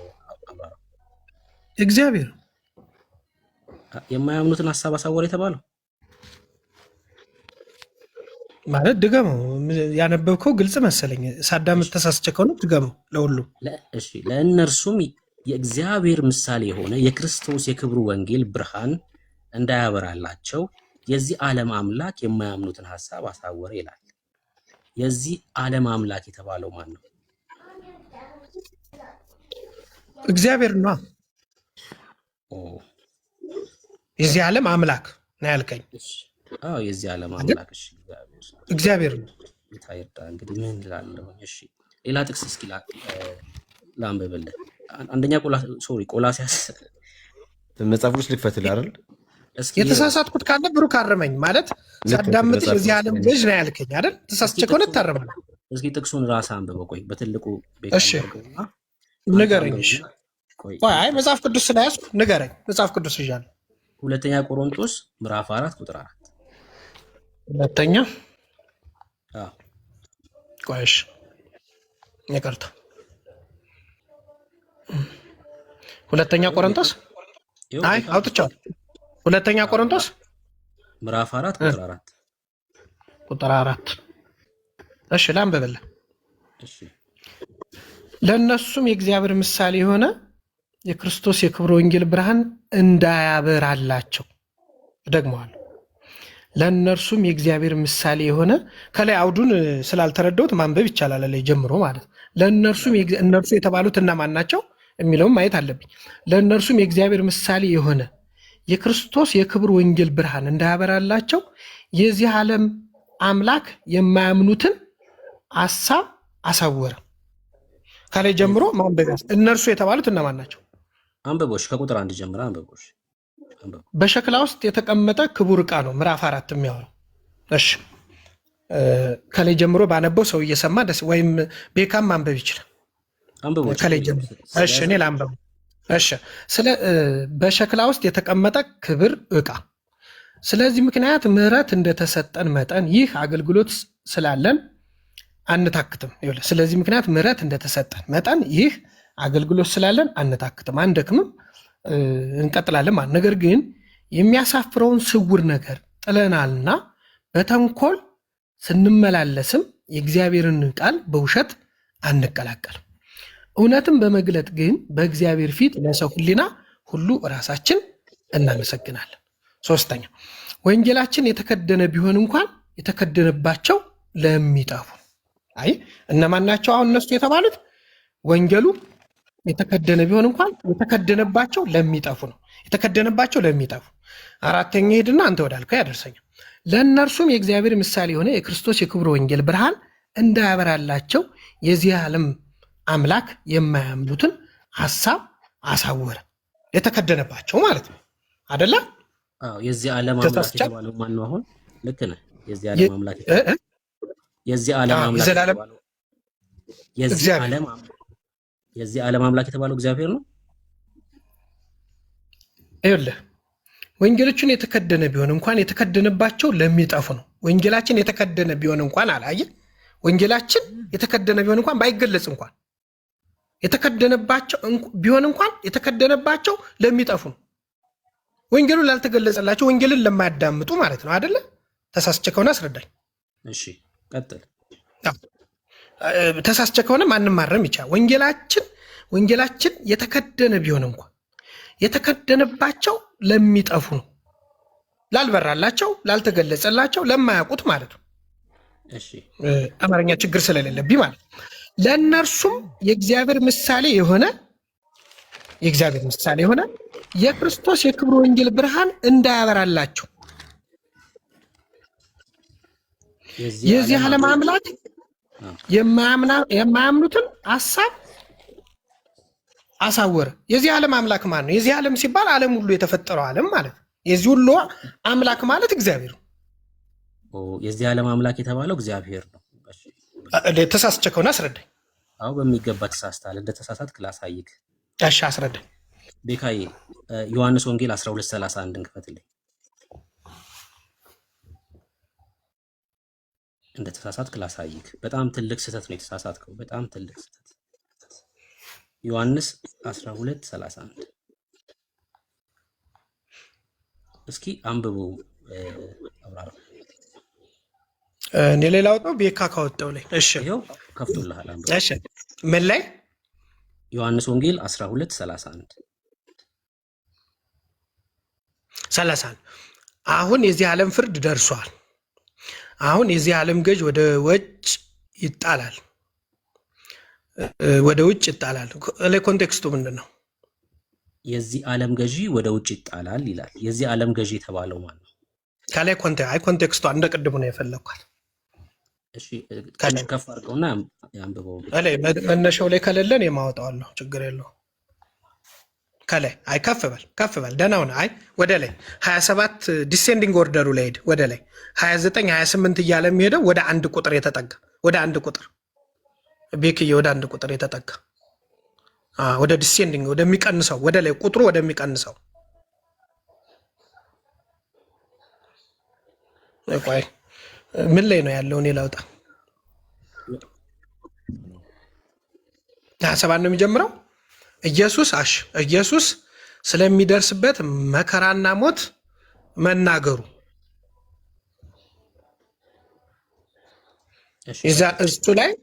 እሱ ላይ ኢየሱስ ስለሚደርስበት መከራና ሞት መናገሩ ነው የሚለው። እሺ ቀጥል። አንብባ ታዲያ። ማንበብ ይቻላል። አሁን ነፍሴ ታውካለች ምን ስላለው አባት ሆይ ከዚህ ሰዓት አድነኝ። ነገር ግን ስለዚህ ወደዚህ ሰዓት መጣው። አባት ሆይ ስምህን አክብረው። ስለዚህ አከበርሁት፣ ደግሞም አከብረዋለሁ የሚል ድምፅ ከሰማይ መጣ። በዚያ ቆመው የነበሩትን ሕዝብ በሰሙ ጊዜ ነጎድጓድ ነው። አሉ። ሌሎችም መልአክ ተናገረው አሉ። ኢየሱስም መለሰ እንዲህ ሲል ይህ ድምፅ ስለ እናንተ መጥቷል እንጂ ስለ እኔ አይደለም። አሁን የዚህ ዓለም ፍርድ ደርሷል። አሁን የዚህ ዓለም ገዥ ወደ ውጭ ይጣላል። ይሄ የዚህ አውድ ጌታችን ኢየሱስ ክርስቶስ ላይ የደረሰው መከራና እንትን ነው የሚያሳየው። የዚህ ዓለም ደግሞ ገዦች የነበሩት እነማን ናቸው የሚሉ ይታወቃል ማለት ነው። በወቅቱ የነበሩት አስተዳደራዊ ገዢዎችን ነው ኢንዲኬት የሚያደርግልህ። ያኛው ግን የዚህ ዓለም አምላክ የሚለው ላይ እና ይሄኛው ምንድን ነው ግንኙነቱ? ራስ ግሩፕ ብሩክ ኤክስፕረስ አድርግልኝ። እሺ አንዴ ቆይ። የዚህ ዓለም ገዢ የተባለው ማን ነው? ወደ ውጭ ይጣላል የተባለው? አይ አንተ ነህ ያመጣው። ይሄ አውድና ያኛው አውድ ምንድን ነው ግንኙነቱ እኮ ንገረኝ። ችግር የለውም። እኔ አመጣሁልህ እንደተሳሳትክ ለማሳየት አመጣሁኝ። አንተ ምን ተረዳህ? ይሄ ምድራዊ ገዢዎች ዳምጠኝ። ይሄኛው ምድራዊ ገዢዎች እነማን ናቸው እኮ ልንገርህ። የመጀመሪያውን አስረግጬ ወደዚህ ልምጣለህ። የመጀመሪያው እኮ እነማን ናቸው እነዚህ የምድራዊ ገዢዎች? ምድራዊ ገዢዎች ማለት ይሄ አስተዳደራዊ መዋቅሮች ሊሆኑ ይችላሉ። በወቅቱ ጲላጦስ ሊሆን ይችላል። በፍርድ ላይ የነበሩትን ሊሆን ይችላል። ወይም ሌሎች ገዢዎችን ሊሆን ይችላል። አምላክ አይልም እዚህ ገዥ ነው የሚለው እዚህ። እሺ እንግዲህ ምን እንላለን ይላል መጽሐፍ። እሺ የዚህ ዓለም ገዢ የተባለው ዲያብሎስ ነው። ቅድም አንተ እግዚአብሔር ነው ያልከውም ስህተት ነው። የዚህ ዓለም ገዢ የተባለው ዲያብሎስ፣ የዚህ ዓለም አምላክ አለ እኮ። የዚህ ዓለም አምላክ የተባለው ዲያብሎስ ነው። ክፍሉን እንደው ከተረዳኸው በደንብ እንዲህ በተደጋጋሚ እንደውም ከላይ እንድታነበው ፈቅጄልህ የነበረው ሐሳቡ እንድትረዳ ነው። የክርስቶስ የክብሩ ወንጌል ብርሃን እንዳያበራላቸው ነው የሚለው። የክርስቶስ የክብሩ ወንጌል ብርሃን እንዳያበራላቸው እግዚአብሔር አያደርግም በጭራሽ። እግዚአብሔርማ በክርስቶስ ሰው አምኖ እንዲድን ነው። የዚህ ዓለም አምላክ የማያምኑትን ሐሳብ አሳወረ ነው የሚለው። የዚህ ዓለም አምላክ የሆነው ምን አረገ? ሰው በክርስቶስ ኢየሱስ እንዳያምን ወደ ሕይወት እንዳይመጣ ምን አረገ? ሐሳባቸውን አሳወረ ነው የሚለው። እንግዲህ ጨለማና ብርሃን እንዳለ መቼም ታውቃለህ። የጨለማው መንግስት ባለቤት ማን ነው? ለምሳሌ በኤፌሶን መልእክቱ ላይ ጳውሎስ ምዕራፍ 2 ላይ ማለት ነው አስቀድሞ በበደላችሁ በኃጢአታችሁ ሙታን ነበራችሁ፣ እነርሱም በዚህ ዓለም እንዳለው ኑሮ በማይታዘዙት ልጆች ላይ አሁን ለሚሰራው መንፈስ አለቃ እንደሆነው በአየር ላይ ስልጣን እንዳለው አለቃ ፍቃድ በፊት ተመላለሳችሁባችሁ ይላል። ይሄ በአየር ላይ እንዳለው ፍቃድ አለቃ የተባለው ማን ነው ብለን የምትረዳው? በመሰረቱ ብሩክዬ ለምን እንዳመጣው አልገባኝም። ይሄኛው አውድና ያኛው አውድ ይለያያል እኮ። የዚህ የጨለማው መንግስት ገዢ ማን ነው እያልኩ ያለሁት። የዚህ ዓለም የተባለው እኮ የጨለማው መንግስት ኃይል ነው። እኛ ለምሳሌ ምን እያልኩ እንደሆነ እንድትረዳ ነው አሁን ይህን ጥያቄ ያመጣሁት። አይ እግዚአብሔር የምን ገዥ ነው? እስኪ የዓለም ሁሉ ገዥ፣ የዓለም ሁሉ አምላክ ማለት ዓለሙን ሁሉ አጠቃላይ የፈጠረው ምድርን፣ ሰማይን፣ ምድርን በሙሉ የፈጠረው ይህ ዓለም ነው አይደለ? ይሄ ምድር የፈጠረው ማን ነው? የዚህ ሁሉ ምድር አይደለም እያወራን ያለ ነው፣ ስለ አገዛዝ። የዚህ ዓለም ሲባል ማን ነው? ማለት መነጣጠል አለብና ግልጽ ማድረግ አለብን። ተረዳኝ አባባል? እና አልመለስክልኝም ትለኛለህ። ስለ ፍጥረት ስናወራ እግዚአብሔር ነው ፍጥረታትን ሁሉ የፈጠረው። ነገር ግን ያ የፈጠረው እግዚአብሔር የፈጠረው ሰው ወድቆ ማንነቱን ለአጋንንት አሳልፎ ሰጥቷል። እዚህ ዓለም ላይ የአጋንንት የሆኑ አሉ፣ በአጋንንት ቁጥጥር ስር የሚኖሩ አሉ፣ ደግሞም የእግዚአብሔር ልጆች አሉ። ይህን ዓለም እየገዛ ያለው ማነው? አሁን አጋንንት ነው። በጨለማ ያሉ ወደ ኢየሱስ ያልመጡ በሙሉ የአጋንንት ልጆች ናቸው። ስለ ፍጥረት አይደለም፣ ስለ ልጅነት፣ ስለ ስልጣን ነው እያወራ ያለሁት። በክርስቶስ ኢየሱስ ያመኑ ደግሞ ከጨለማው ስልጣን ድነው ወደ ፍቅሩ ልጅ መንግስት ፈልሰዋል። ይሄን ብቻ ጥቅስ አንብብልኝና ወደዚህ እንምጣ። ቤካዬ እሺ ንገረኝ። ወደ ነበርንበት ብንሄድ ጥሩ ነው። እሺ ችግር የለውም። ይህን ጥቅስ አንብብለት ሉቃስ 4። እሺ ዲያብሎስም ረጅም ወደሆነ ተራራ አውጥቶ የዓለምን መንግስታት ሁሉ በቅጽበት አሳየው። ዲያብሎስም ይህ ስልጣን ሁሉ ክብራቸውም ለእኔ ተሰጥቷል፣ ለምወደውም ለማንም እሰጠዋለሁና ለአንተ እሰጥሃለሁ። ስለዚህ አንተ በእኔ ፊት ብትሰግድ ሁሉ ለአንተ ይሆናል አለው። ይህን የተናገረው ማን ነው? አብራራው። ይሄን የተናገረው ሰይጣን ነው። እግዚአብሔር ማን ነው? ጌታችን ኢየሱስ ክርስቶስን ሲፈትነው ነው። ይሄ ደግሞ መልሶለታል በግልጽ ምን ተሰጥቶኛል አለ? እኔ ዓለም መንግስት የሚሰግደው ለአንድ ለእግዚአብሔር ብቻ እንደሆነ ለቅርጽ ለተሰጥቶኛል። አጋንንት ምን ተሰጥቶኛል ነው ያለው። ስልጣን ተሰጥቶኛል አለ። የዚህ ዓለም ስልጣን በእጁ ነው ያለው ማለት እኮ ነው። አየህ እሱን እኮ ልዩነት አለ። ቆይ አንዴ፣ የዚህ ዓለም ስልጣን በሱ እጅ ከሆነ እኮ የዚህ ዓለም ገዢ ነው ማለት እኮ ነው። ይሄ ኮንቴክስት ግልጽ እኮ ነው። ይሄ ኮንቴክስት የዚህ ዓለም ገዢ ነው ብለህ ታምናለህ? አጋንንት ዳብ ይሄን ድንጋይ ሁሉ እርቦትም እኮ እንደዚህ አድርጋለሁ። ሰይጣን ለመጠየቅ መፈተን ይፈትናል፣ ይጠይቃል። ግን ምን ብሎ መለሰለት? ግልጽ ነው። ታምናለህ ወይ ነው ጥያቄ አይደለም። የዚህ ዓለም አምላክ አዳምጠኝ፣ እኔ ሰይጣን አምላክ ነው ብዬ አልቀበልም። አንደርስታንድ ሚ እንግዲህ አምላክ ሲባል የፈጠረንን አምላክ ይህን ዓለምን የፈጠረ አምላክ የፈጠራቸው አምላክ ማን ነው? ፈጣሪያቸው ነው። እንደሱ ከሆነ እያልከኝ ያለው ኮንቴክስቱ በዛ ልክ ልረዳ ይችላል። የዚህ ሁሉ ዓለም የዚህ ሁሉ ገዥ የዚህ ሁሉ እንትን ገዥ ነው ሰይጣን ብዬ እኔ አልቀበልም፣ አላምንም። እንደዛም ብዬም አላምንም። እሺ እንደዚህ ልጠይቅህና በጣም ቀላል አይደለም የሚሆነው። እንደዚህ አድርጌ ልጠይቅህ። በክርስቶስ ኢየሱስ ያላመኑ ሰዎች በማን ቁጥጥር ውስጥ ነው ያሉት? በኢየሱስ ያላመኑ ሰዎች ነው ያልኩት። ያላመኑ ፍርድ ስለሚጠብቃቸው ገሃነም ናቸው። የማን ናቸው? ግልጽ ነው፣ ታውቀዋለህ። አይ ስፍራ አይደለም የጠየቁ፣ በማን ቁጥጥር ስር ነው ያሉት ነው ያልኩ። የዲያብሎስ ነው። ኦኬ፣ የዲያብሎስ ልጆች ናቸው ማለት ነው አይደል? ዲያብሎስ የዛ ኪንግደም መሪ ነው ማለት ነው። የጨለመው ዓለም መሪ ነው ማለት ነው አይደል? የነዛ ሰዎች መሪ ነው ማለት ነው። ግልጽ እኮ ነው ብሩኬ። ኦኬ የነዛ ገዢ ከሆነ የዓለም አሁን እኮ ገዢ አንዴ መብራቱ አድርገው እድል ሲሰጥ ነው የምታወራው። የዓለም ገዢ ነው ማለት ነው። የነዛ የወደቁ ሰዎች ገዢ ነው፣ የዓለም አምላክ ነው ማለት ነው። የነዛ በክርስቶስ ያላመኑ ሰዎች አምላክ ነው። ይህን ጥቅስ አሳየልኝና ቤካ ምናልባት ትቀጥላላችሁ። ብሩኬ ማለት በዚህ መረዳት ውስጥ ከስራ ጋር ስናወራው ከነበረው ጋር ግንኙነት ያለው አይመስለኝም። እንዴት ግንኙነት እንዳለ ታስረዳኝ፣ እኔም እማራለሁ። ምን እንደሆነ ላሳይህ። አሁን ቆላስይስ ከሱ ጋር እንዴት ሊገናኝልህ እንደፈለግ እስኪ አምጣው። እኛም ጊዜ እንድናገኝ ነው ብሩክ። መብራቱ እናወራለን። እሺ ቆይ አንዴ ድል እንሰጣለን። አይ ቶሎ ሰዓት 1:13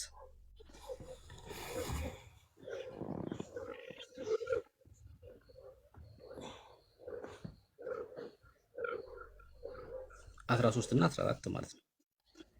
ቆላስይስ እሺ 1:13 ላውጣልህ፣ ችግር የለው። ይሄው ወጥቻለሁ። ይሄው ተከፍቶልናል። እርሱ ከጨለማ ስልጣን አዳነን ይላል። ይሄ የጨለማው ስልጣን ምንድን ነው ብለህ ነው የምታስበው? ምንድን ነው የምታስበው?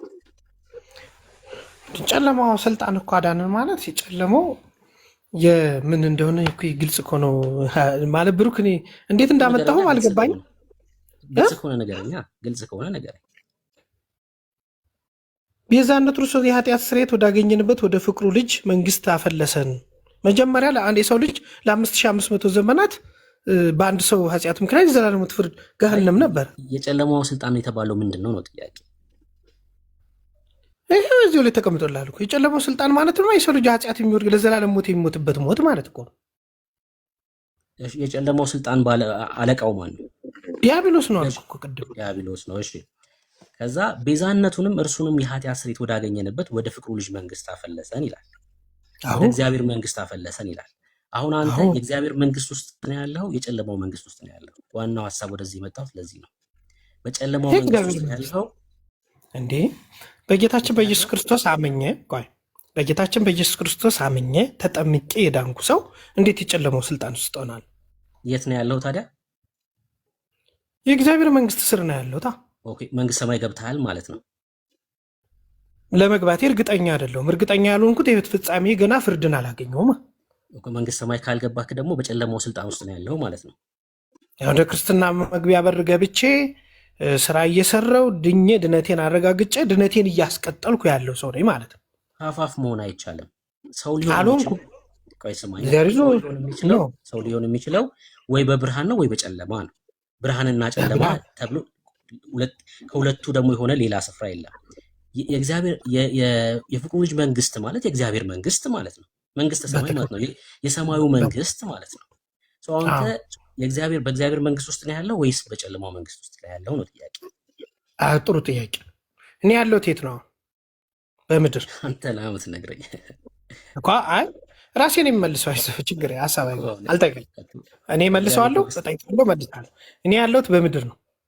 የምድር ህይወቴን አጠናቅቄ ነፍሴ ከስጋዬ አልተለየችም። የት ነው ያለሁት? ምድር ላይ ነው።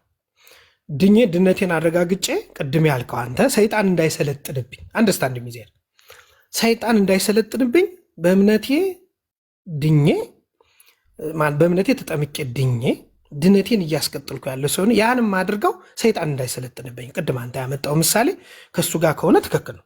ስለዚህ ስህተት የምሰራ ከሆነ የትኛው ፓርት ነው የምትሆነው? የትኛው ፓርት ነው የምትሆነው? አሁን መነጋገር እንችላለን። ስለዚህ አሁን ባለው ላይ የመዳን ጊዜ አሁን አንተ ለምሳሌ ለምንድን ነው የምትደክመው? እዚህ እኔን ለማስተማር ምን ችግር አለው? አንተ በቃ ከዳንክ እኮ ድኛለሁ ብዬ ካረጋገጥኩ እዚህ ውስጥ ኤርሚያስ፣ ብሩክ፣ ቤካ መድከም አያስፈልጋቸውም። ኦልሬዲ ድነዋል። በቃ አለቀ። ወንጌልም ማስተማር ወንጌልም መስበክ ለሌሎች ቅድም እንደጠቀስከው ወንጌሎች ሌሎች እንዲበራላቸው እየታገልክ እየሰራ ያለህ የክርስቶስ ባሪያ ነህ፣ እየሰራ ነው ማለት። ለምንድን ነው አንተ ታዲያ ምን ተከርነ ለምን ቁጭ አትልም? ቤት አተኛም እንዴ? ለምን አተኛም? ምን ችግር አለው ብለን እንደማሰብ ነው። እየጠየቅኩ አይደል መልሼ አልጠየቅኩም። እኔ ነው የምመልሰው ራሴ። አንተ የምትሰራው ስራ እየሰራ ነው። ምን ወንጌልን እያስተማርክ ነው። ይሄ ራሱ ስራ ነው። ነፍስ ታድናለህ። ሌሎችም ማዳን ሌሎችን ከኃጢአት ቅድም እንዳልከው የጨለመው መንግስት እንዳይሰለጥንባቸው ወደ ብርሃኑ መንግስት ህይወታቸውን በጽናት እንዲቀጥሉ ማድረግ ስራ ነው። ስራ እየሰራ ስለሆነ ይህም ባሰራስ ለሌሎች አላሳወክም፣ ሌሎችን አላገዝክም፣ ስራ ባላበላኝም፣ ስጠማ አላጠጣኝም፣ ስታረዝ የሚለውን የማቴዎስ ወንጌል ምዕራፍ 25 ከቁጥር 41 42 ድረስ 43 ያለውን ብናነብ እየሰራህ ነው ያለው። ወንጌልም መራብ አለ። መራብ ሲባል ምግብ ብቻ አይደለም ወንድሜ ብሩክ። መራብ ማለት ወንጌልም ሊሆን ይችላል። ይሄን ያህል እያወራ ግን ያለው ለጠየቁ መልስ ስለሌለ ነው አይደለ?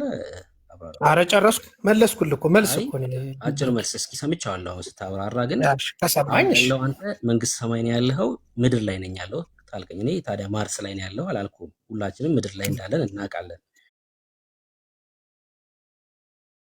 በጨለማው ስልጣን ስር ነው ያለው።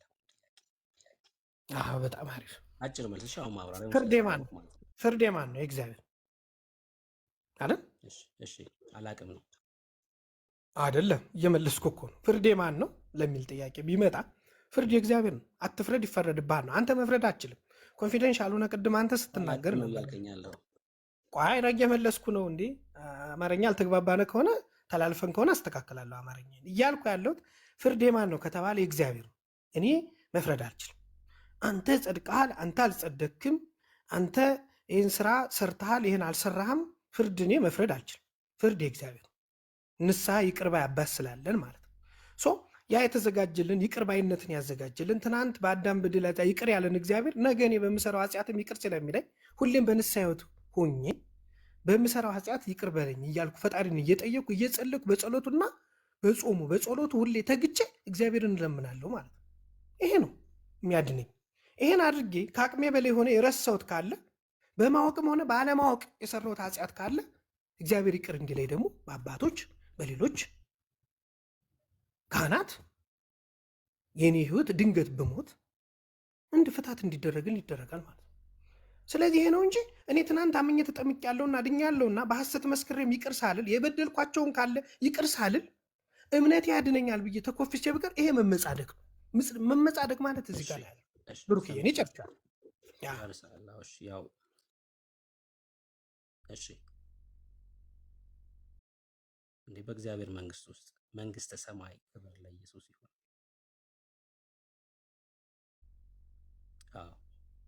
ነገር ግን እግዚአብሔር በምሕረቱ ባለጠጋ ስለሆነ ምንም ሙታን በሆናችሁ ሰዓት ማለት ነው፣ የቁጣ ልጆች በሆናችሁ ሰዓት እግዚአብሔር ግን በምሕረቱ ባለጠጋ ነው። ይህ ቃል በጣም ነው የሚያስገርመኝ። እግዚአብሔር የምሕረት አምላክ ብቻ አይደለም፣ በምሕረት ደግሞ ባለጠጋ ጭምር ነው። የማይነጥፍበት ማለት እኮ ነው። ቢሰጥ የማያልቅበት ማለት ነው። ባለጠጋ ነው የምሕረት እግዚአብሔር እና ምንም የቁጣ ልጆች ብንሆን ማለት ነው ከወደደን ከትልቅ ፍቅሩ የተነሳ በበደላችን ሙታን እንኳን በሆነን ጊዜ ከክርስቶስ ጋር ሕይወትን ሰጠን። በጸጋ ከእናንተ ባልሆነ በስራ ያልሆነ በእግዚአብሔር ምሕረት ድናችኋል። በሚመጡት ዘመናትም በክርስቶስ ኢየሱስ ለኛ ባለው ቸርነት ከሁሉ የሚበልጠውን የጸጋውን ባለጠግነት ያሳይ ዘንድ ከእርሱ ጋር ክብር ለኢየሱስ ይሁን። አስነሳን፣ በክርስቶስ ኢየሱስ በሰማያዊ ስፍራ ከእርሱ ጋር አስቀመጠን። ዛሬ እድሜ ተጨምሮልን እዚህ ምድር ላይ ስንቆይ ሰዎችን ከጨለማ ለማስመለጥ ነው። ሰዎችን ለማዳን ነው። ወደ ህይወት እንዲመጡ ነው። በቃ አለቀ። ቅድም እኮ ቆላሲያስ ላይ ያነበብነው ይሄን ነው። ከጨለማው ስልጣን አዳነን ይላል፣ ከሞት መንደር ማለት ነው። እና ቤዛነታችን ወዳገኘንበት ወደ ፍቅሩ ልጅ መንግስት አፈለሰን ይላል። መፍለስ ማለት ምን ማለት ነው?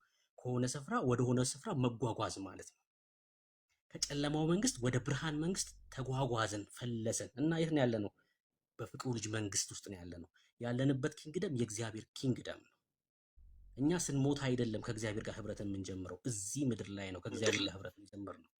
በእግዚአብሔር መንግስት ውስጥ ነው ያለነው፣ በብርሃን ነው ያለነው። ለዛ ነው ክርስቶስ ሲናገር በጎቼ ድምፄን ይሰማሉ አለ። በጨለማ ውስጥ ሆነህ አይደለም የእግዚአብሔርን ድምፅ የጌታን ድምፅ የምትሰማው፣ በብርሃን ስትሆን ነው። በፍቅሩ ልጅ መንግስት ውስጥ ስትሆን ነው የጌታን ድምፅ የምትሰማው። አንድ ጥያቄ ልጠይቅ። ድምፁን ጥሩ ነው ይሄ ያመጣ። ቆይ ተጠይቀኝ። እሺ ሰው እኛ የት ነው ያለነው? በእግዚአብሔር መንግስት ውስጥ። መሞት አይጠበቅብንም፣ የምንሄድበትን ለማወቅ አይጠበቅብንም። የዳነ ክርስቲያን በክርስቶስ ኢየሱስ የሆነ አማኝ ወደ ፍርድ አይመጣም። ቃሉ እንደዛ ይናገራል። ፍርድ የለም በእኛ ላይ። ክብር ለኢየሱስ ይሁን።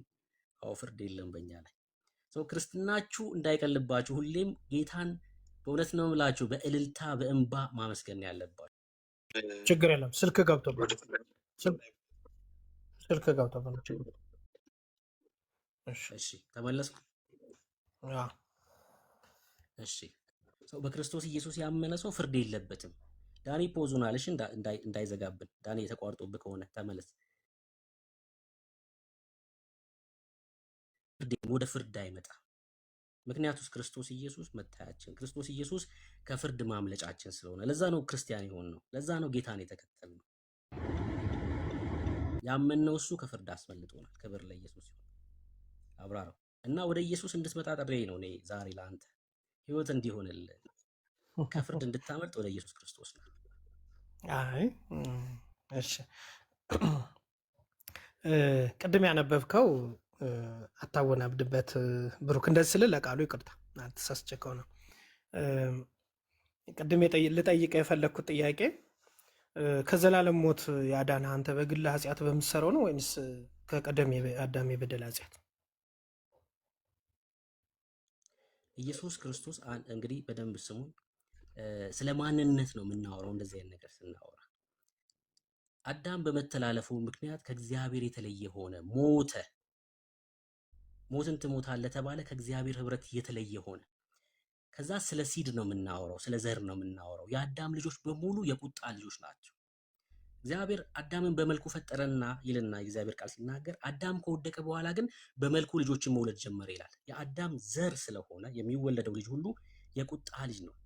የቁጣ ልጅ ነው፣ የአመፅ ልጅ ነው የሚወለደው ማለት ነው። ከእግዚአብሔር የተለየ ማለት ነው።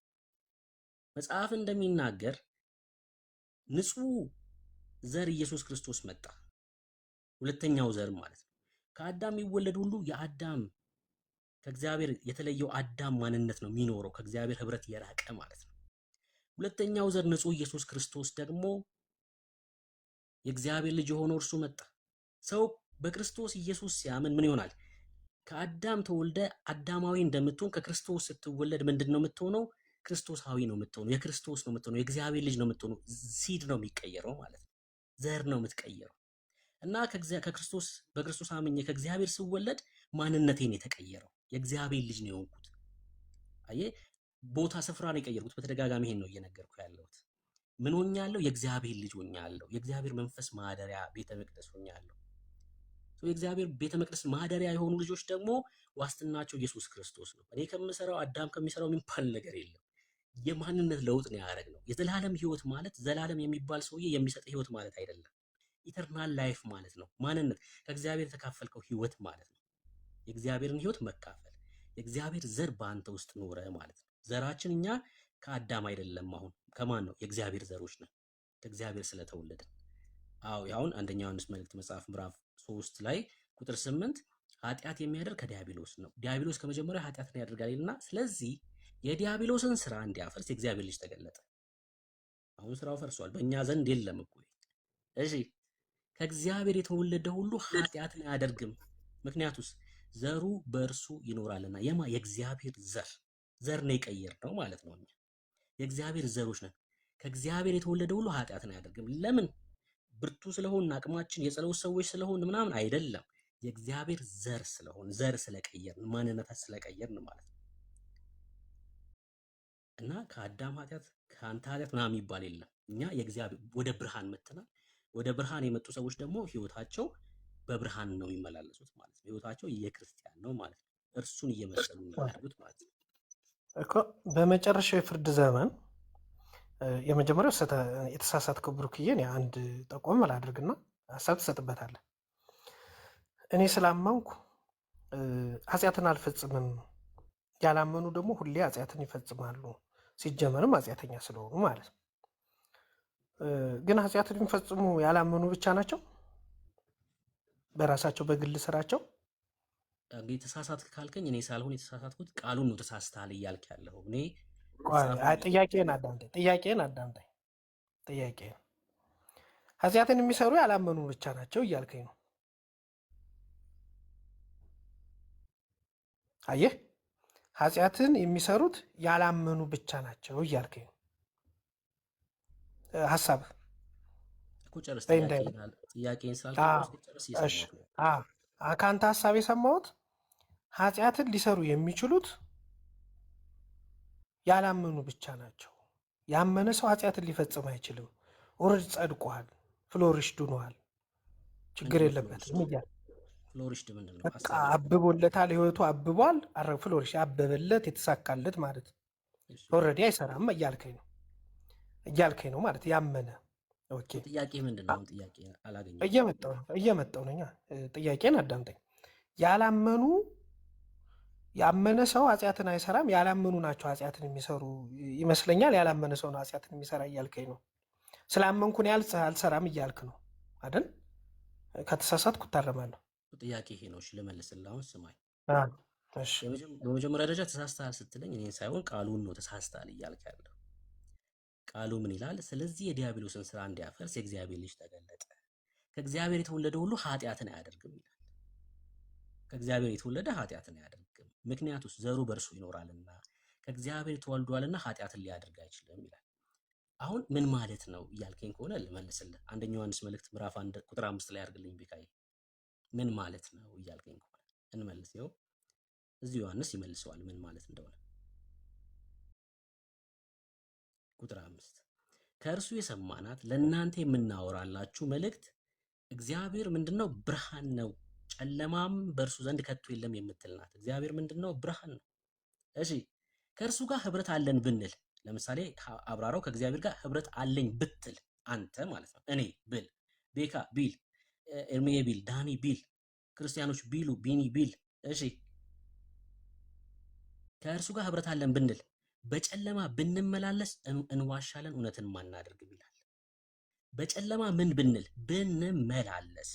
መመላለስ የሚለው ቃል ኃጢአትን ህይወት ማድረግ ማለት ነው። አንድ ሰው ኃጢአትን ህይወት ያደረገ ከሆነ ከእግዚአብሔር ጋር ህብረት አለኝ ቢል እንኳን ውሸታም ነው ሰውየው። ምክንያቱስ ከእግዚአብሔር ጋር ህብረት ያደረገ ሰው በጨለማ የሚመላለስ አይደለም፣ ወይ ደግሞ በኃጢአት ውስጥ ጸንቶ የሚኖር አይደለም ማለት ነው። ኃጢአትን ህይወቱ የሚያደርግ አይደለም። ለምን? ከእግዚአብሔር የተወለደ ስለሆነ። ህብረት አለኝ ያለ በጨለማ የሚመላለስ ከሆነ ህይወቱ፣ ይሄ ሰውዬ ና ኢየሱስን ተቀበል ነው የሚባለው ማለት ነው፣ ውሸታም ስለሆነ። ነገር ግን እርሱ በብርሃን እንዳለ እግዚአብሔር በብርሃን ብንመላለስ፣ አየ በጣም ትኩረት አድርጎ ዮሐንስ ይናገራል መመላለስ የሚለውን ቃል። በብርሃን ብንመላለስ እያንዳንዳችን ህብረት አለው። የልጁ የኢየሱስ ክርስቶስ ደም ከኃጢአት ሁሉ ያነጻልና። በብርሃን ምን ማድረግ? መመላለስ። የዳኑ ሰዎች ኃጢአትን አያደርጉም ሲል የእግዚአብሔር ቃል በብርሃን ነው የሚመላለሱት፣ በአመፅ አይመላለሱም። ነገር ግን እነዚህ ክርስቲያኖች ሊወድቁ ግን ይችላሉ። አይወድቁምና በኃጢአት አይመላለሱም የተለያዩ ናቸው። እሺ ሁለቱም መለየት ያስፈልጋል። የዳኑ ሰዎች አዎ በኃጢአት ጸንተው አይኖሩም፣ በኃጢአት ውስጥ በአመፅ ውስጥ አይመላለሱም። ነገር ግን ሊወድቁ ይችላሉ፣ ይስታሉ። ኦፍኮርስ ይስታሉ። አመፅ ግን አይደለም መሳት። መሳትና አመፅ መለየት አለባቸው። በአመፅ ውስጥ እየኖረ ከሆነ ውሸታም ነው ሰውየው። በመውደቁ ምክንያት ግን አይጠፋም። አይገርምም? የእግዚአብሔር ቃል ምዕራፍ እንትን አድርግልን፣ ቀይረው ምዕራፉን። ተባረክ። ይኸው እንደዚህ ይላል። ለሚወድቁ ደግሞ አየ ዮሐንስ እዚሁ ጋር ሲጨርሰው ልጆች ሆይ ኃጢአትን እንዳታደርጉ ይጽፍላችኋለሁ። ለምን? ከእግዚአብሔር የተወለዳችሁ ስለሆናችሁ፣ ለዘራችሁ ስለማይመጥን ማለት ነው። ዘራችን ከዲያብሎስ ስላልሆነ። እሺ ማንም ኃጢአትን ቢያደርግ በአመፅ ቢኖር አይደለም ቢስት ማለት ነው፣ ቢወድቅ ማለት ነው፣ ከአብ ዘንድ ጠበቃ አለን፣ እርሱም ጻድቅ የሆነ ኢየሱስ ክርስቶስ ነው። ኢየሱስ ክርስቶስ ነው። በኃጢአታችን ምክንያት እንዳንጠፋ ደግሞ ጠበቃ ማለት አድቮኬት ማለት ነው። አድቮኬት ማለት ደግሞ በማንኛውም ፍርድ ቤት አንተን ወክሎ ሊቆም የሚችል ማለት ነው። ብትኖርም ባትኖርም ማለት ነው። ውክልና የወሰደ ስለአንተ ኢየሱስ ክርስቶስ እኛን ወክሎ በሰማይ አለ። እኛን ወክሎ ገብቷል። በሰማይ ያለው መካከለኛ የሆነው ኢየሱስ ክርስቶስ ከኛ ወገን ነው፣ ከእግዚአብሔርም ወገን ነው። እኛን ወክሎ ገብቷል። ጠበቃችን ነው ኢየሱስ። በመሳታችን ምክንያት እንዳንጠፋ ድፍረት የሚሆነን ኢየሱስ ክርስቶስ ነው። ግን የዳኑ ሰዎች ግን በኃጢአት በአመፅ ውስጥ አይኖሩም። መለስኩልህ? ስትመልስ ከደብት የፈጠረብኝ ኦኬ። በኃጢአት በወድቅ አልክ። እኛ ታዲያ ምንድን ነው ያልነው? እሱን እኮ ነው ያልነው። አንድ ቃል ነው መዝብ ካልከው ላይ ለእኔ ማረጋገጫ ሰው ስለሆንኩ ሰው ስጋ የለበሰ ስጋ ደግሞ ስግብግብ። በነገራችን ላይ ብሩክ እንትንን ረስተዋል። ሰው ሲባል ስግብግብ መርሳት የለብህ። ሰው ሲባል ስግብግብ የራሱን የግል ህይወት የሚያጠቃው ስጋዊ ፍላጎቶች የሚያጠቁትና ዴይሊ አክቲቪቲ ሁሉ ስትናገር የሚሰማህ ምንድን ነው? እሰማሃለሁ፣ ግን ሰው ሲባል እያልክ ስታወራ ስለ ክርስቲያኖች እያወራክ እንዳልሆነ እየተረዳው ነው የምሰማህ። ስለ እናንተ ኤሪያ እያወራክ እንደሆነ ነው የምንረዳክ። ምክንያቱም ስለ ክርስቲያኖች የማውራት አቅም ያለን እኛ ስለሆን እኛን ነው መጠየቅ ያለብህ። ስለ ራሳችሁ ከሆነ ግን ስለ ዳን ነው እያወራ ያለው። በክርስቶስ ስለ ክርስቲያኖች አይደለም እያወራ ያለው፣ ስለ ክርስቲያን ነው እያወራ ያለው። ሰው ማለት የተጣመነ የተጠመቀ ከሆነ ተሳስተሃል። እኛ ስግብግብ ሰውን ባህሪ እየነገርኩ ነው። አንዴ የሰውን ባህሪ ማወቅ አለባ። የሰው ባህሪ ስንት ናቸው? ለእናንተ ከሆነ ሰማሃለሁ ብያለሁ። የሰው ባህሪ ስንት ናቸው?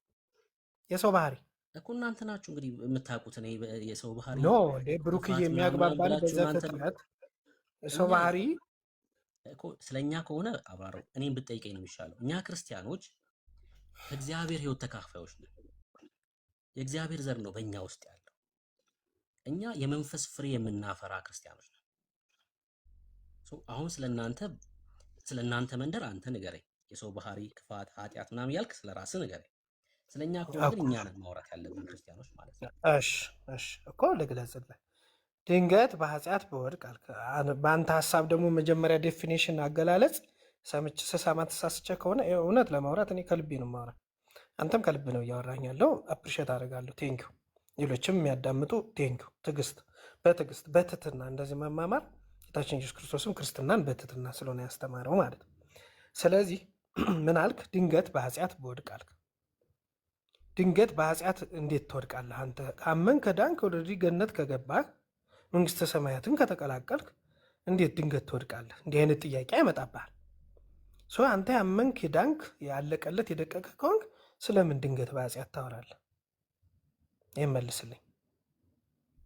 እንዴት ወድቃለሁ አልክ ነው ስትል ወድቃለሁ ያልኩህ ጻድቅ ይወድቃል ያልኩህማ ጻድቅ ስለሚወድቅ ነው። ምክንያቱም እኛ አምላክ ስላልሆነን እዚህ ምድር ላይ በስጋ ተገልጦ ወይም ደግሞ መለስክልኝ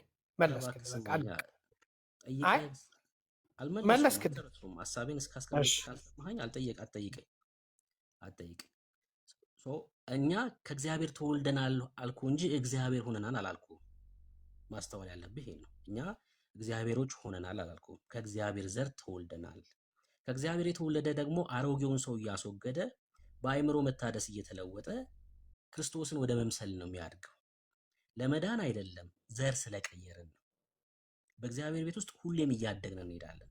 እድገታችን እኩል ላይሆን ይችላል ክርስቲያኖች፣ ነገር ግን ሁሉም ግን ያድጋል። የእግዚአብሔር ጸጋ ስለሚረዳው ሁሉም የያዘውን ልምምድ እየጣለ ይሄዳል። እኛ አሮጌው ማንነት ነበረ፣ በጨለማው እያለን እንኖርበት የነበረው የሕይወት ስርዓት አለ። በክርስቶስ ኢየሱስ ስናምን አዲስ ፍጥረት ነው የምንሆነው። ነገር ግን ይዘነው የመጣነውን ልምምድ ግን ያ የእግዚአብሔር ጸጋ እያገዘን ከህይወታችን ላይ እየተቆረጠ ይጠፋል፣ ይወርቃል ማለት ነው። እየታደሰን እንሄዳለን። ምክንያቱስ ለምሳሌ ጫት ይቅም የነበረ ሰውዬ የሚውልበት ስፍራ አለ። ምን አይነት ስፍራ ነበር የሚውለው? እሱ የሚመስሉ ሰዎች፣ የሚወራው አንድ አይነት ነገር፣ አይምሮ በዛ ነገር ፕሮግራም የሆነ ነው። ወደ ክርስትና ሲመጣ ግን ያ ሰው አዲስ ፍጥረት ሲሆን የሚውለው ስፍራ ይቀየራል ማለት ነው። ከቅዱሳን ጋር መዋል ይጀምራል። ያወራ የነበረው ስለ እንትና የምትባል ሴት ከሆነ እዚህ ከቅዱሳን ጋር ህብረት አድርጎ ስለምንደሚያወራው ስለ እግዚአብሔር ቃል ነው። ሰው በአይምሮ መታደስ እየተለወጠ አሮጌውን ልምምዱን ኃጢአቱን እያስወገደ በእግዚአብሔር ቤት ውስጥ እያደገ ይሄዳል። እኛ አዲስ ፍጥረት ነን ከእግዚአብሔር ተወልደናል ስልክ እግዚአብሔሮች ሆነናል እያልኩ አይደለም። እዚህ ምድር ላይ ኃጢአት የማያውቀው ንጹህ ቅዱስ የእግዚአብሔር ልጅ ኢየሱስ ክርስቶስ ብቻ ነው፣ በስጋና በደም ተካፍሎ ከመጡት ውስጥ ማለት ነው። በቃ አለቀ። ሰው ሆኖ እዚህ ምድር ከተመላለሱት ኢየሱስ ብቻ ነው። ሰው በእርሱ ሆነን ነው በዚህ እግዚአብሔር ጽድቅ የሆን ነው እኛ ማለት ነው። አሁን መለስኩልክ ብሩክዬ። ማለት እውነታውን እየመሰከር ነው፣ ችግር የለውም። ለምሳሌ እኔም አንተ ካፍ ተሳስተህ ሊሆን ይችላል።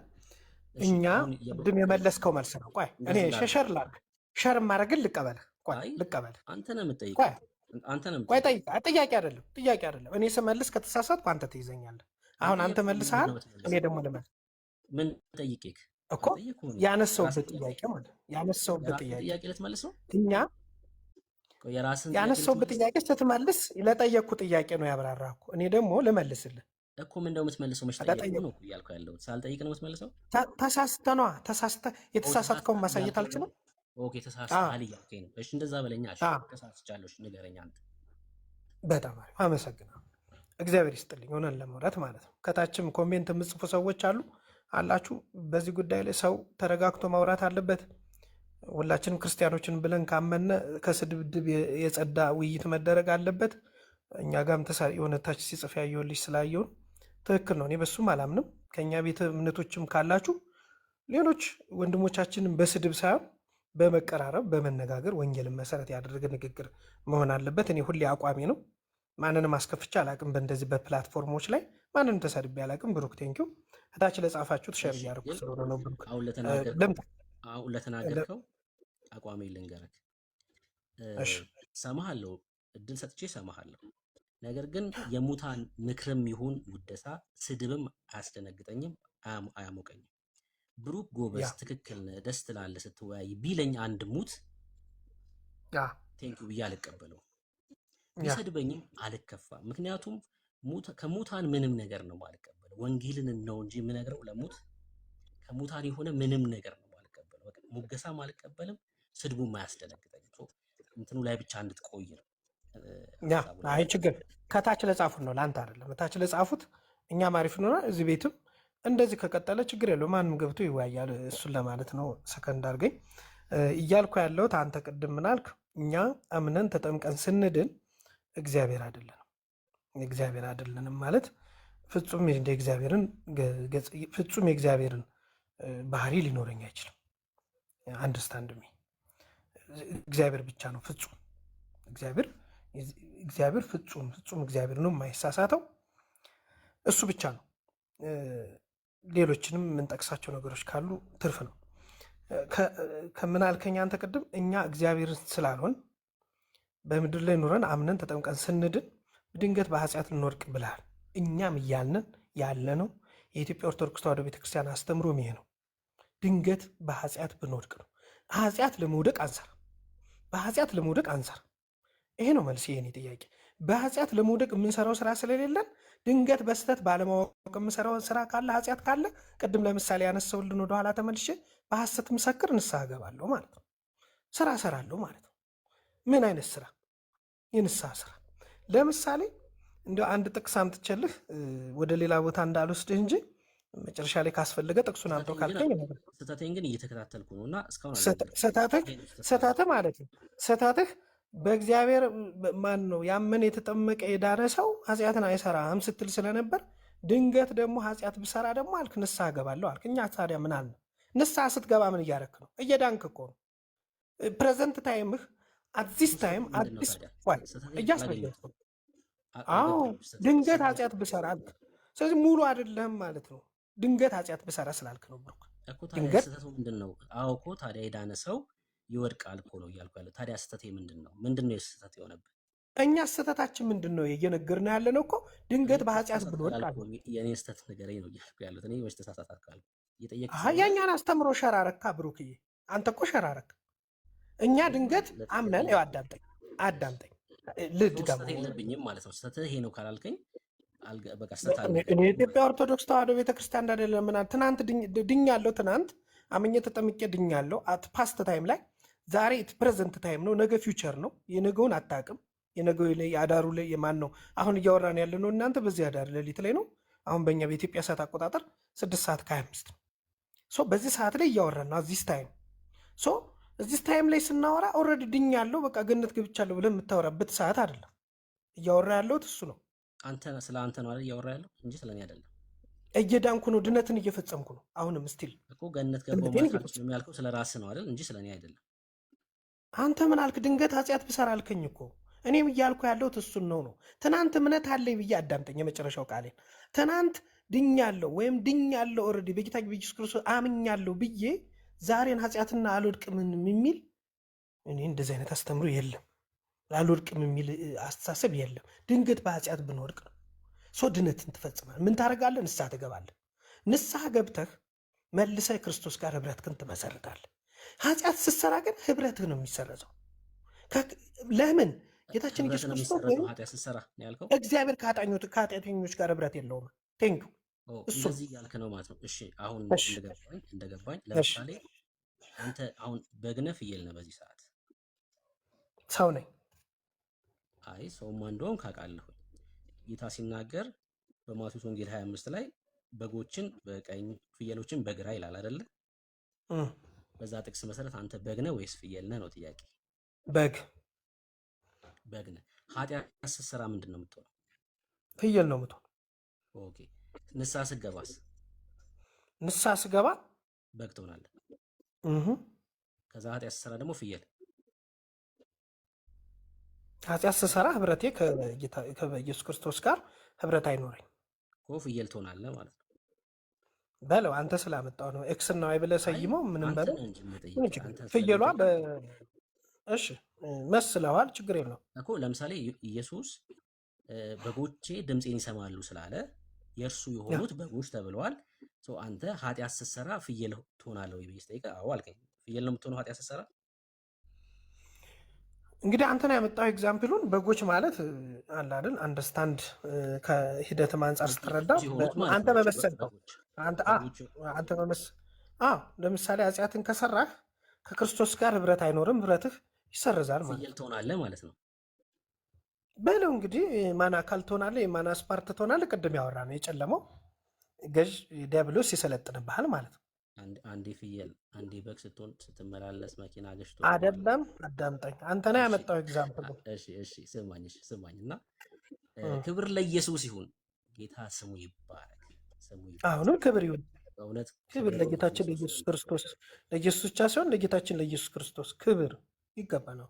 እሺ ስማኝ፣ ክብር ለኢየሱስ ይሁን። በእውነት ነው የምላችሁ ይሄ የእግዚአብሔር ፕሮግራም የእግዚአብሔር ሀሳብ ስለበራልን ስለገባን ቅዱሱ መንፈስ የዘላለሙን የእግዚአብሔር ሀሳብ ስላብራራልን ክብር ለእግዚአብሔር ይሁን። በእውነት ነው የምላችሁ ይህም መረዳት ይህም ማወቅ።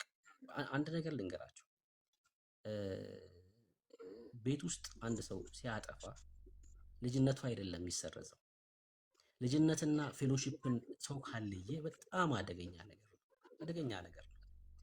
ቤት ውስጥ ከእናትና ከአባት የተወለደ ልጅ ቤት ውስጥ ቢያጠፋ ከአባቱ ጋር ሊኮራረፍ ይችላል፣ ያላቸው ሰላም ሊደፈርስ ይችላል እንጂ ልጅነቱ አይደለም የሚሰረዘው። በእውነት ነው የምላችሁ። ይህን ሰው ህብረቱ ግን ሊበላሽ ይችላል፣ ሰላማቸው ሊደፈርስ ይችላል። ልክ ኃጢአት ስንሰራ እግዚአብሔር ቆርጦ እየጣለን፣ ንስሐ ስንገባ ከዛ እየመለሰን ልጅነት እያገኘን፣ ኃጢአት ስንሰራ ልጅነታችን እየጠፋ፣ እንደዚህ አይነት ክርስትና የለም። መጽሐፍ ቅዱስ አንድም ስፍራ ላይ እንደዚህ አያስተምርም፣ በጭራሽ አያስተምርም። በጭራሽ ማለት ነው። ክብር ለኢየሱስ ይሁን። ለዘላለም የእግዚአብሔር ልጆች ልንሆን የተጠራ ነው። ለዘላለም የእግዚአብሔር ልጆች ነን እኛ። ምናልባት ሰው ኃጢአት እንደው እንደዚህ አይነት ነገር ውስጥ ክርስቲያኖች ካላችሁ፣ በኃጢአት የተቸገራችሁ ሰዎች ካላችሁ እና አንዳንድ ጥርጣሬ ውስጥ ትገባላችሁ። በጣም በኃጢአት ውስጥ ሰው ሲቸገር እኔ ስላልዳንኩ ነው ምናምን ሊል ይችላል።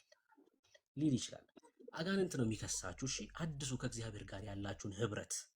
ፌሎሺፑ ነው የሚታደሰው። ከእግዚአብሔር ጋር ያለው ነገር ነው። ሰላም ይሆናል ማለት ነው። በህይወታችሁ ሰላም ይሆናል። መንፈስ ቅዱስ በህይወታችሁ ላይ መስራት ይጀምራል። ምን ማለት ነው? የሚያጽናኑ የእግዚአብሔር መንፈስ ማንነታችሁን ይቀይረዋል። ህብረቱ ይታደሳል እንጂ ልጅነት የተቆረጠ የተቀጠለ እንደዛ አይደለም። ክርስትና እንደዛ አይናገርም የእግዚአብሔር ቃል። በጎቼ ጌታ ይባርክ። ቤካየ ዮሐንስ ወንጌል ጥምቀት ያድናል ብለህ ታምናለህ? ብሩኬ ኦልሬዲ ቆይ አንዴ፣ ኢየሱስ ሳያድን አሁን ጥምቀት አዳነ አላዳነ? ወንድም አለው ኢየሱስ መጀመሪያ ህይወት ሳይሰጥክ ጥምቀት ያድናል አያድንም ብንከራከር ትርጉም የለውም። በሚያድነው በክርስቶስ ኢየሱስ እርግጠኛ ሳትሆን ማለት ነው። በጎቼ ድምፄን ይሰማሉ፣ እኔም ማውቃቸዋለሁ፣ ይከተሉኝማል። እኔም የዘላለምን ህይወት እሰጣቸዋለሁ። ክብር ለኢየሱስ ይሁን። ለዘላለም አይጠፉም፣ ከእጄ ማንም አይነጥቃቸውም። እረኛችን እርሱ ኢየሱስ ስለሆነ ኢሳይያስ ጌታ ከመወለዱ ከ720 ዓመት በፊት እኛ እንደ በጎች ተቅበዝብዘን ጠፋን ይላል። አይገርምም? የበግ አቅሙ ተቅበዝብዞ ምን ማለት ነው? መጥፋት ነው የበግ አቅሙ። የበግ አቅሙ ታዲያ በግ ታዲያ ምንድነው ዋስትናው? እረኛው። ለዛ ነው ጌታ ምን አለ? ከእጆቼ ማንም አይነጥቃቸውም፣ ለዘላለም አይጠፉም አለ ጌታ ኢየሱስ ክርስቶስ። የሰጠኝ አባቴ ከሁሉ ይበልጣል፣ ከአባቴም እጅ ሊነጥቃቸው ማንም አይችልም። እኔና አባ አንድ ነን አለ ኢየሱስ። ዋስትናችን እረኛችን ነው ማለት ነው። ዋስትናችን። ለዛ ነው እኮ ሁሌም ስንናገር ስለ ዘላለም ህይወት እኔ ብለን አንናገር። አቅም የለንም። ማን ነው እንለው? ኢየሱስ እንላለን። በክርስቶስ እንላለን። ሁሌ በክርስቶስ ነው የዘላለም ህይወታችን። በክርስቶስ ነው ዋስትናችን። በክርስቶስ ነው ትምክህታችን። በክርስቶስ ነው በአብ ፊት መቆማችን። በቃ ይሄን ነው የምናወራው። አዎ በጎች ነን፣ በጎች ነን። ክብር ለኢየሱስ ይሁን። ክብር ለኢየሱስ ይሁን። ክብር ለኢየሱስ ይሁን። ቤካ ኤርሚ የምትሉት ነገር ካለ ምናልባት ለአብራራው። እኔና አንተ ጋር እንደጀመርኩ እንጨርስ፣ ካልሆነ ለወረድ ችግር የለውም። ኖ አይ ስራ ላይ ለምሳሌ ሐዋርያት ስራ ላይ ሄደን ብንነጋገር ማለት ነው። እኔና አንተ እንደጀመርነ አንተ ስብከት ነው ያዝከው። ስብከት ከሆነ እኔ ልውረድ ችግር የለውም። አሁን ውይይት ነው የያዝነው እኔና አንተ። አይ ስብከት አልሰማም፣ እንወያይ። ስብከት ከሆነ እኔም ጊዜ ስጠኝ ልስበክ፣ እኔም ልስበክ። ከሰጠ ስጠኝና አንተ አወራ እኔ ላውራ። እሺ ሰጠኝ ለኔ ስማኛ፣ እንግባባና ከዛ ትሰብካለህ። ደስ ይለናል፣ እንሰማሃለን። የሐዋርያት ስራ ላይ ነው ስትል ቆይ ስማኛ። አይ እሺ ተናገር። እሺ ካልሰማኝ አንተ እና እኔ ስንወያይ ስለነበረ አሁን አንተ የእምነትህን አቋም ሊሆን ይችላል እያንጸባረክ ያለው፣ እኔ ደግሞ አንጸባርቃለሁ። ብትሰጠኝ እድሉን ማለት ነው። ፈቅድልሃለሁ አልኩህ እኮ ፈቅድልሃለሁ፣ ግን ስጠኝና። አይ ስለ ጥምቀት አልሄድም። አንተ ባጠቃለልክበት ላይ እኔም ባጠቃለል እያልከኝ ነው። እሺ አዎ እሺ፣ 2 ደቂቃም ሆነ 3 ደቂቃ ቆጥረህ ስጠኝ። አንተ የፈለግከውን ሰዓት ደቂቃ ስጠኝ እዚህ ላይ ስክሪኑ ላይ። እኔም ሀሳብ ሰጥቼ ከዛ በኋላ የተሳሳትኩት ካለ ሰው መጠየቅ ይችላል። እኔም ብጠይቅህ አንተም ብጠይቅ ችግር የለውም። ኤርሚም መጨመር ይችላል። ዛሬ አዲስ አይደለሁም። እኔ ከኤርሚ ጋር ብዙ ጊዜ ተወያይቻለሁ፣ ከቤካም ጋር ተወያይቻለሁ። ቢጨምሩ ቅር አይለኝም። ምንም ጥላቻ የለኝም፣ ጸብም የለኝም። አሁን እንግዲህ አንተ የምትሰብከን የዘላለም ህይወት ሳይሆን ፍርድ እንዳለብህ ነግረህናል። ስለ ፍርድ ነው ልትሰብከን የምችለው ማለት ነው። እና እስኪ እንስማሽ፣ ስለ ፍርድ ወደ ሲሆን እንዴት እንደምትገባ ነው የምትነግረን ማለት ነው። ቀጥል።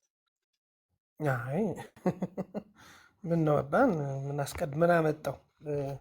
እንደዛም አይደለም። በዚህን ያክል ባንተቻች ጥሩ ነው። እኔ አልተችም። ማልተች ለምንድን ነው? እኔ አንተ ላይ መፍረድ አልችልም። ግን ወንጌል የሚለውን መጽሐፍ ቅዱስ የሚለውን መነሻ አድርጌ አነሳለሁ። እሺ ከሰጣኝ ማለት አንደኛ እያነሳን ያለ ነው ሰው የሚድነው በእምነት ነው፣ በእምነት ብቻ ነው ወይንስ በእምነትና በስራ ነው የሚል ነው ውይይታችን የሚያጠነጥነው ማለት ነው። ስለዚህ አንድ ሰው በእምነት ይድናል። አዎ መጽሐፍ ቅዱስም ያነሳል። የኢትዮጵያ ኦርቶዶክስ ተዋሕዶ ቤተክርስቲያንም ታምናለች፣ እምነት ያድናል። ነገር ግን በእምነት ብቻ ያድናል የሚል አስተምሮ የለም። ለምን? ቅድም ባነሳው አንተም ሸር ባረከው የሰው ልጅ በአንድ ሰው ኃጢአት ምክንያት ለ5500 ዘመናት ሞት በአንድ ሰው ምክንያት የሰው ልጆች ላይ ነግሶ ነበር እስከ ሙሴ ዘመን ለ5500 ዘመናት ሲቆጠር እሱ ደብት አይፈጥርም ማለት ነው። ስለዚህ ጊዜ ስለሌለኝ አጭር አድርጌ አልፋለሁ። ቅድም ያነሳውልህ ያዕቆብ 2:24 ላይ ወንድሞቼ ሆይ እምነት አለኝ የሚል ስራ ግን የሌለው ሰው ቢኖር ምን ይጠቅመዋል? እምነቱስ ሊያድነው ይችላል ወይ? ስለዚህ አንድ ሰው እምነት አለኝም ብሎ እምነት ስላለኝ ብሎ ሊቀመጥ አይችልም። ስራ ግን የሌለው ሰው ቢኖር ምን ይጠቅመዋል? ምንም የሚጠቅመው ነገር የለም ማለት ነው። ስለዚህ 2:17 ላይ እንደዚሁ ይላል፣ ስራ የሌለው እምነት ቢኖር በራሱ የሞተ ነው። ስራ የሌለው እምነት ቢኖር በራሱ የሞተ ነው። እሱ ብቻ አይደለም፣ አንተ እምነትህ እንደሚያድንህ አምነሃል፣ ተቀብለሃል፣ አምነሃል። በጌታችን በኢየሱስ ክርስቶስ አምነህ ተጠምቀሃል። ያመነ የተጠመቀ ይድናል፣ ያላመነ ግን ይፈረድበታል። ያላመነ ይፈረድበታል ማለት ያላመነ አይጠመቅም ማለት ነው። ያመነ ይጠመቃል ስለሆነ የሚለው ማለት ነው። ስለዚህ አንተ ከንቱ ሰው እምነት ከስራ ተለይቶ የሞተ መሆኑ ልታውቅ ትወዳለህን? እምነት ከስራ ተለይቶ የሞተ መሆኑን ልታውቅ ትወዳለህን? አባታችን አብርሃም ልጁን ይስሐቅን በመሰዊያው ባቀረበ ጊዜ በስራ የጸደቀ አልነበረምን? አንደርስታ እምነት ከስራ ጋር አብሮ ያደርግ እንደነበር በስራም እምነት እንደተፈጸመ ትመለከታለህ። ይሄ ያዕቆብ 2:21 ይህን እንደ ማስረጃ ማምጣት ይቻላል። ስናጠቃልለው 2:24 ላይ ሰው በእምነት ብቻ ሳይሆን በስራም እንዲጸድቅ ታያላችሁ ብሎ ያስቀምጠዋል ማለት ነው። ስለዚህ አንድ ሰው በእምነቱ ብቻ ሊጸድቅ አይችልም። በእምነቱ ብቻ ዘለቄታዊ ድህነት ሊያረጋግጥ አይችልም። ለምን? ጌታችን ኢየሱስ ክርስቶስ በመስቀሉ ሊቅር ያለን የዘላለም ሞት ከዘላለም ሞት ነው። ይሄ በአንድ ሰው ምክንያት ሞት የመጣብንን ሞት ነው ድል ያደረገው። የአዳምን ማንነት ትተን የጌታችን ኢየሱስ ክርስቶስ በጥምቀቱ አምነን በተጠመቅን ጊዜ ሞቱና ትንሣኤውን እንተባበራለን ማለት ነው። ስለዚህ አንድ ሰው ለመዳን የጌታችን ኢየሱስ ክርስቶስ ሞትና ትንሣኤን መተባበር አለበት ማለት ነው። እዛስ እሱን ሲያደርግ ህብረቱን ይቀላቀላል ማለት ነው። ይተባበራል ማለት ነው። ህብረት ይፈጥራል ማለት ነው። ስለዚህ አንድ ሰው ኃጢአትን ሲሰራ ከህብረቱ ይሰረዛል ማለት ነው። ከህብረቱ ይሰረዛል ማለት ደግሞ ድነቱን አጥቷል። ለምን? ጌታችን ኢየሱስ ክርስቶስ ከኃጢአት ጋር ህብረት ስለሌለው ማለት ነው። እያስረዳው ያለ ነው ያንን ነው። እንድናለንም ስንል ሰዎች ስለሆን ድንገት በኃጢአት ስለምንወድቅ በኃጢአት ስለምንወድቅ ድንገት ደግሞ ሰዎች ስለሆን ጌታችን ኢየሱስ ይቅር ባይ ስለሆነ ይቅር እንድንል ስራ እንድንሰራ ይጠይቀኛል። ይቅር እንድል እንዴት? የበደልኩት ካለ ይቅር እላለሁ። ሰው ይቅር በል ይቅር ይባላለሁ። ይቅር ስላልኩ አንድ እሱ ሰው ይቅር እምለው እኔም ይቅር እንድባል ነው ማለት ለምን? ከኃጢአት እኔ በምሰራው ኃጢአት። ስለዚህ እኔ በምሰራው ኃጢአት ላይ የክርስቶስን አምኛለሁና የክርስቶስ ያመንኩት አማን ጋራንቲ ይሆናል። ምን ሰው ንስሐ ስገባ እንጂ ንስሐ ካልገባው ግብዝ ከሆንኩ በሐሰት መስክሬም ሰውን ገድዬም የምቀጥል ከሆነ ድነቴን አጣለሁ። ድነቴን የማጣው በራሴ ስራ ነው። ያመነ ሰው ኃጢአትን አይሰራም የሚል መጽሐፍ ቅዱስ ላይ ያምጣል። የመጨረሻው መዝጌ ማንኛውም አካል ሲያስረዳ ያመነ ሰው ኃጢአትን ሊሰራ አይችልም የሚል መጽሐፍ ቅዱስ ላይ አልተቀመጠም። ይልቁንስ በጎን ስራ ጸንታችሁ እስከ ዕለተ ፍጻሜያችሁ ድረስ ጸንታችሁ በበጎ ስራ ጽኑ ነው የሚለው። ስለዚህ ይህንን ማየት ያስፈልጋል። እዚህ በኋላ በእኔ በኩል ያነሳሁት አቋም ይሄ ነው። ብሩኬ ስለሰጠኝ እድል ሰዓትም አልገደብከኝም። ምንም ላነሳው የምችልም ሀሜት የለም፣ የተገደብኩት ሀሳብ የለም። ሀሳብ መስጠት ትችላለህ ለምትፈልገው ሰው። ተባረክ። ምናልባት ያው ሰብቻ አለው እዚህ ነገር ላይ ልክ አይደለም ለማለት ያው ጥቅስም ስላላነሳ አንተ እንደዚህ አልክ የሚል ሀሳብ ስለሆነ ያነሳው እና አንተ አይምሮ ውስጥ የተፈጠረውን ስለሆነ የነገርከን ይሄ እዚህ ጋር እንደዚህ ያልከው ምናምን ብዬ ልልህ አልችልም። ግን እኛ ክርስቲያኖች ተሳስተዋል ብለህ ታስባለህ? የመጨረሻ ሀሳብ ይሁን። አዎ ተሳስተናል።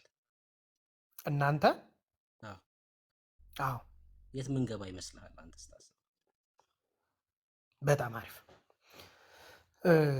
እኔ እናንተ በአጭር ነው ማስረዳ። ቴንኪው፣ ጥሩ ጥያቄ። ነፃ ሆኜ ነው የማወራው። እኔ እናንተ በጌታችን በኢየሱስ ክርስቶስ አምነን ድነን መጽሐፍ ቅዱስን የምንቀበል በጌታችን በኢየሱስ ክርስቶስ የምናምን ሰዎች ከሆነ መጽሐፍ ቅዱስ ላይ ያሉትን ሙሉ አጠቃላይ አስተምሮችን መቀበል አለብን ማለት ነው። ስለዚህ መጽሐፍ ቅዱስ ላይ ያሉ ጥቅሶችን አጠቃላይ ወንጌሎችን በሙሉ ኢግኖር ኤንድ አቮይዳንስ ሳናደርግ መጽሐፍ ቅዱስ ቃላትን ሳንሸራርፍ መቀበል አለብን ማለት ነው የሚል መልእክት አለ። ከዚህ አንጻር ሲታይ እኛ ጴንጤዎች የት መንገባ ይመስልሃል? መልካም ስራ ስለማሰሩ ስራችሁ የግል ስራ ስለማይታወቅ ወይም በስራ ያላመንክበትን ስራ ብሰራ በክርስቶስ ስም ስላልሰራ በግል ስራ ኃጢአትን ብሰራ ኦልሬዲ አምኛለሁና የዳንኩ ስለሆነ ብለህ ስለምታምን ስራን አትቀበልም ማለት ነው። ስራንም የት ምንገባ ይመስልሃል? ባጭሩ እምነት የሞተ ነው ማለት ነው። እምነቱ የሞተ ማለት ደግሞ ፍርድህ እኮ ፍርድ ገሃነም ይሆናል። እሺ ገሃነም ነው የምንገባው። እሺ መለስክ። አንተ የት ነው የምትገባው? እኔ ብቻ ሳይሆን እኔን መሰሎች በሙሉ ነፍሳቶች የክርስቶስ ኢየሱስን ጸንተው መልካሙን ስራ አምነው ተቀብለው ድነው እስከ ዕለተ ሕይወት ፍጻሜያቸው ድረስ ኃጢአትን እንኳን ቢሰሩ በንስሐ ሕይወት የሚመላለሱ ስለሆነ ይቅር ይላቸዋል ጌታችን ኢየሱስ ክርስቶስ ይቅር ባይ ስለሆነ እምነታችን እሺ አንተ አሁን መንግስተ ሰማይ ነው የምትገባው ማለት ነው። እስከ ዕለተ ሕይወት ፍጻሜ ገነት ገባል። የመጨረሻ ግቢ እድናለሁ። የመጨረሻውን ግቢ የምትገባው ማለት ነው ገነት ነው። ያ ማለት ጌታ ሲመጣ አይፈርድብህም ማለት ነው አንተ ላይ።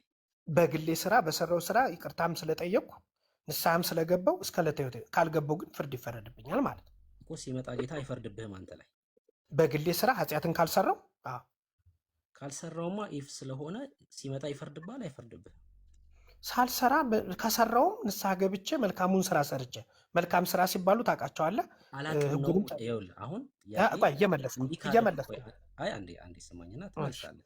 እንዲህ ካረኩ ከሆነ ገና ወደፊት ስለሆነ ታረገው አታርገው ስለማታቅ እንደዚ አይነት መልስ ሳይሆን የምፈልገው አይ ጌታ ይፈርድብኛል ጌታ አይፈርድብኝም ወይ አላቅም ብለህ መልስልኝ። ካረኩ ከሆነማ መልስ ልታረገውም ላታረገውም ስለምችል ጌታ ሲመጣ ይፈርድብኛል ወይ አይፈርድብኝም ወይ አላቅም ብለህ መልስልኝ።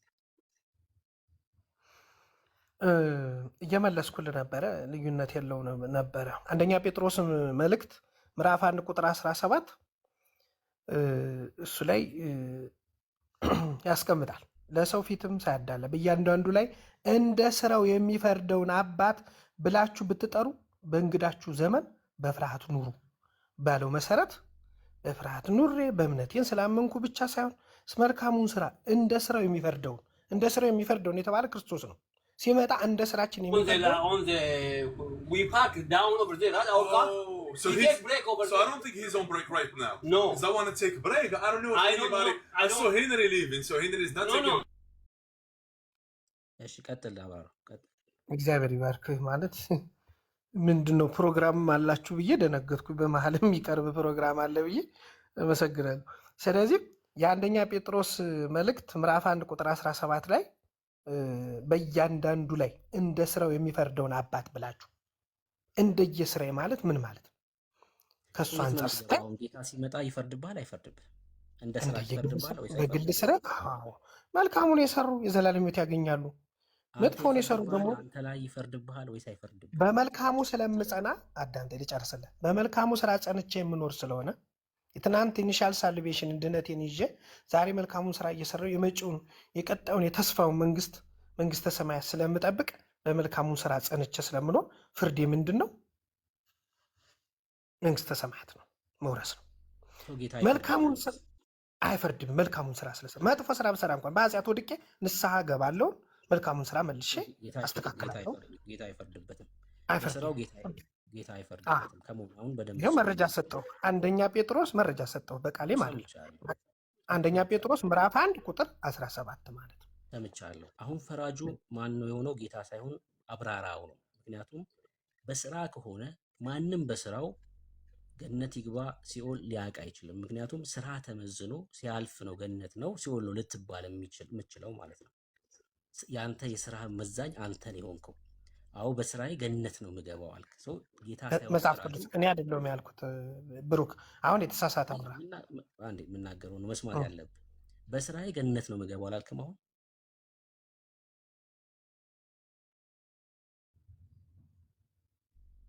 አላልከኝም? በስራዬ ገነት ነው የምገባው አላልከኝም? ነገርኩህ እኮ ብሩክ፣ ለምን እንደምደጋግመው አልገባኝም። አንደኛ ጴጥሮስ ምዕራፍ እኮ ልመልስልህ። አንደኛ ጴጥሮስ ጥቅሱን ነግረኸኛል። አንተ ስላመኑ ሰዎች እኮ ነው እያወራን፣ ስላመን እኮ ነው እያወራን ያለ ነው ብሩክ።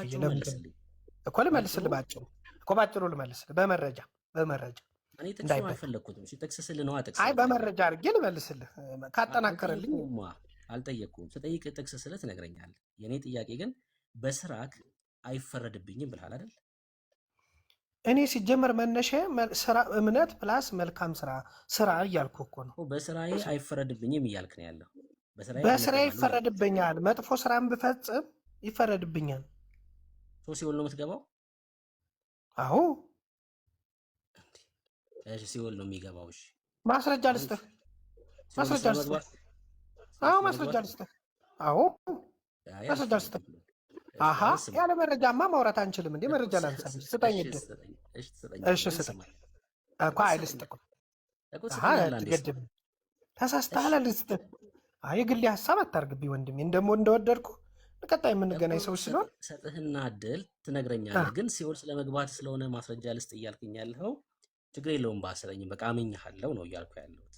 ሰው ሲኦል ስለመግባቱ ማስረጃ ልስጥ ብሎ ባይሞግትም ችግር የለውም። ግን ስማኝ አንዴ፣ አሁን በደንብ ስሙኝ ክርስቲያኖች። መጥቶ ተሳስታችኋል እናንተ አለን።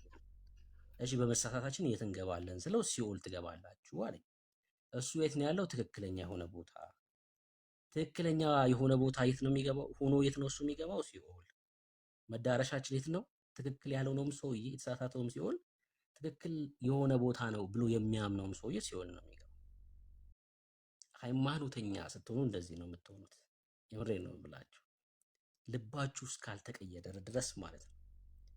መጥቶ ይፎክርባል። ሙስሊሙም ይመጣና አንተ በስንዴ ነው የገባው የኛ 1400 ዓመት ይላል። ሙስሊሙም መጥቶ ኦርቶዶክሱም ይመጣና አንተ በቦሎቄ ነው የገባኸው እኛ 3000 ዓመታችን ይልሃል።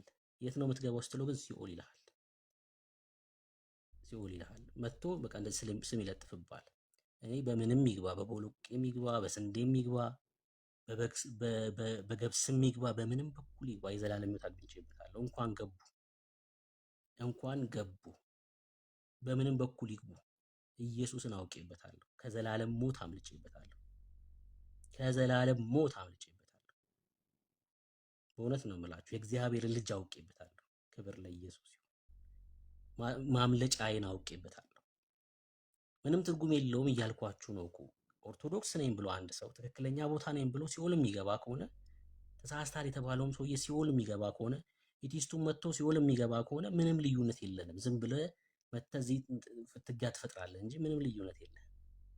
እኔ ግን እንደዚህ እልሃለሁ አብራራው፣ ሰው ኦርቶዶክስ በመሆኑ ሲኦል ይገባል ብዬ አላምንም። እኔ አንዴ ስማኝ፣ ኦርቶዶክስ በመሆኑ ሲኦል ይገባል ብዬ አላምንም።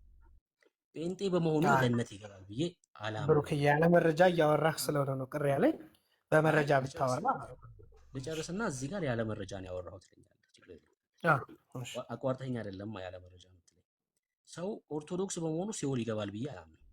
ጴንጤም በመሆኑ የዘላለም ሕይወት ያገኛል ብዬ አላምንም። የዘላለም ሕይወታችን ኢየሱስ ክርስቶስ ነው። የእግዚአብሔር ልጅ የሆነው ኢየሱስ ክርስቶስ ነው የዘላለም ሕይወት፣ ከሲኦል ማምለጫችን። እኔ ወደ ኢየሱስ ጠራሃለሁ አብራራው። ቀጥሎ ህብረት የት ማድረግ አለብህ የሚለውን ደግሞ ራስህ ትወስናለህ። የኢየሱስ የሆኑት የት ህብረት ያደርጋሉ ብለህ ራስህ ትጠይቃለህ። ለፍጡር አይዘፍኑም፣ ወደ ፍጡር አይጸልዩም ምናምን፣ እሱን ራስህ መመለስ ትጀምራለህ። ጥሬ ግን ወደ ኢየሱስ ክርስቶስ ነው። የዘላለም ሕይወት ኢየሱስ ክርስቶስ ነው። የኛ ማንነት፣ የኛ መልካም ሕይወት እሱ አይደለም። የዘላለም ሕይወት ኢየሱስ ክርስቶስ። እንደየስራችን መጠን ከሆነ ገነትና ሲኦልን የሚሰጠን፣ አንድም ሰው እዚህ ምድር ላይ የዘላለም ሕይወት ማግኘት የሚችል ሰው የለም በጭራሽ። እንደየስራችን ከሆነ ፍርድና ጽድቅ፣ ማንም ሰው እዚህ ምድር ላይ የዘላለም ሕይወት የለውም። የዘላለም ሕይወታችን ኢየሱስ ክርስቶስ ብቻ ነው። በአብ ፊት ድፍረታችን፣ ጽድቃችን ነውር አልባ የሆነው በክርስቶስ ኢየሱስ ብቻ ነው። ኢየሱስ ክርስቶስ ሲመጣ በነጩ ዙፋን ፍርድ ፊት እኛ አንቆምም። በደንብ አስረግጬ እነግርሃለሁ። የነጩ ዙፋን ፍርድ የሙታን ፍርድ ነው። የለንም እዛ ስፍራ ላይ፣ የሞት ፍርድ ስፍራ ላይ የለንም። እኛ ኢየሱስ ክርስቶስ መጥቶ ሙሽራው ሙሽሪትን ይወስዳታል። የእሱ የሆነችውን ይወስዳታል። የእሱ የሆነችውን ይወስዳታል። ክብር ለኢየሱስ ይሁን። በክርስቶስ ኢየሱስ አምነ ከዘላለም ሞት እንድታመልጥ ጥሬ ነው። ከዘላለም ሞት ከዘላለም ፍርድ ማምለጥ የምችለው በክርስቶስ ኢየሱስ ብቻ ነው። በእርሱ ስትሆን ከኃጢአት፣ በእርሱ ስትሆን ከኩነኔ ከፍርድ ነፃ ትሆናለህ። ክብር ለኢየሱስ ይሁን። ጥሬ እኔ ወደ ጴንጤ አይደለም ወደ ኢየሱስ። እሺ መረጃ ልስጥ አንዴ። ለምኑ ነው መረጃ መስጠኝ? አንተ ላወራው ሁሉ አዎ ስህተት እንደሆንክ ስህተት የሆንኩ ትንሽ ማለት ሁለተኛ ተሰሎንቄ አውጣ። ሁለተኛ ተሰሎንቄ አይ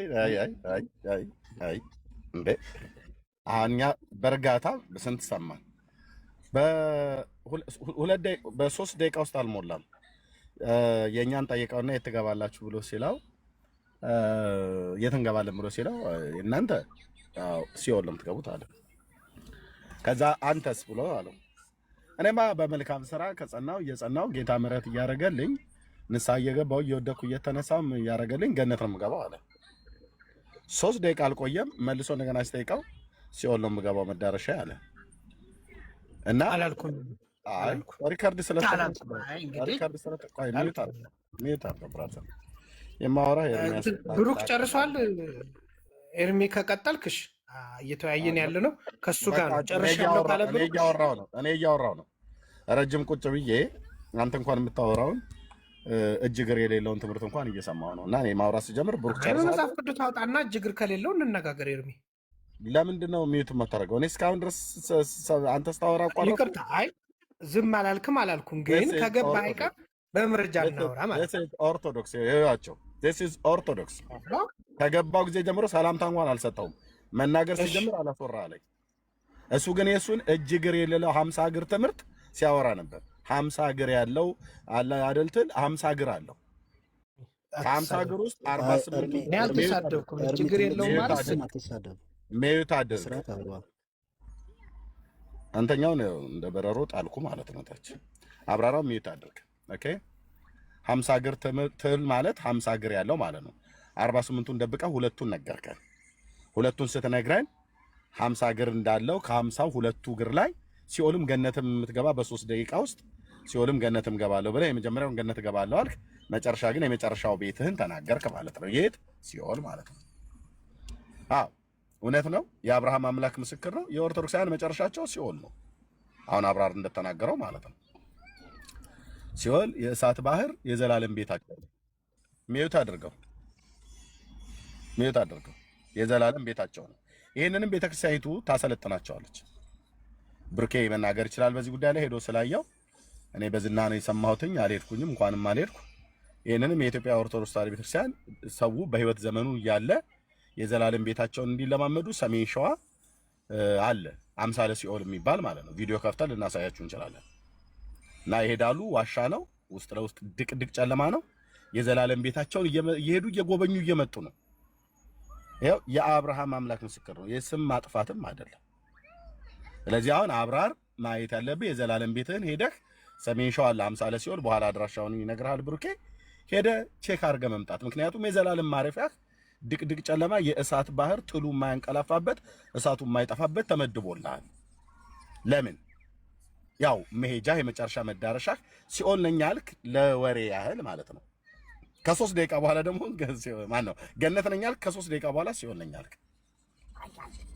ስለዚህ ምንድነው እጅ እግር የሌለው ትምህርት ማለት ይሄ ማለት ነው። በኦርቶዶክስ የፈለገ ብትሆኑ መዳረሻ የመጨረሻ የዘላለም ሕይወት ነው ብለህ ማስተማር የለም። ኦኬ ራሱ ነው የወጣው።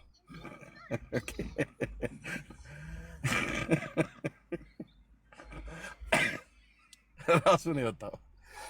ስለዚህ በ3 ደቂቃ ውስጥ እኮ አልሞላም። አሁን የብሩክ ክፋቱ እንዲህ አይነት ኑዛዜ ማናዘዝ ደግሞ ጥንቃቄ ነው የጠየቀው፣ እያሰበ እንዲመልስ አድርጎ ማለት ነው። አይ እሱማ ከሆነ ሲኦል ማን ገነት ነው የምገባው አለ።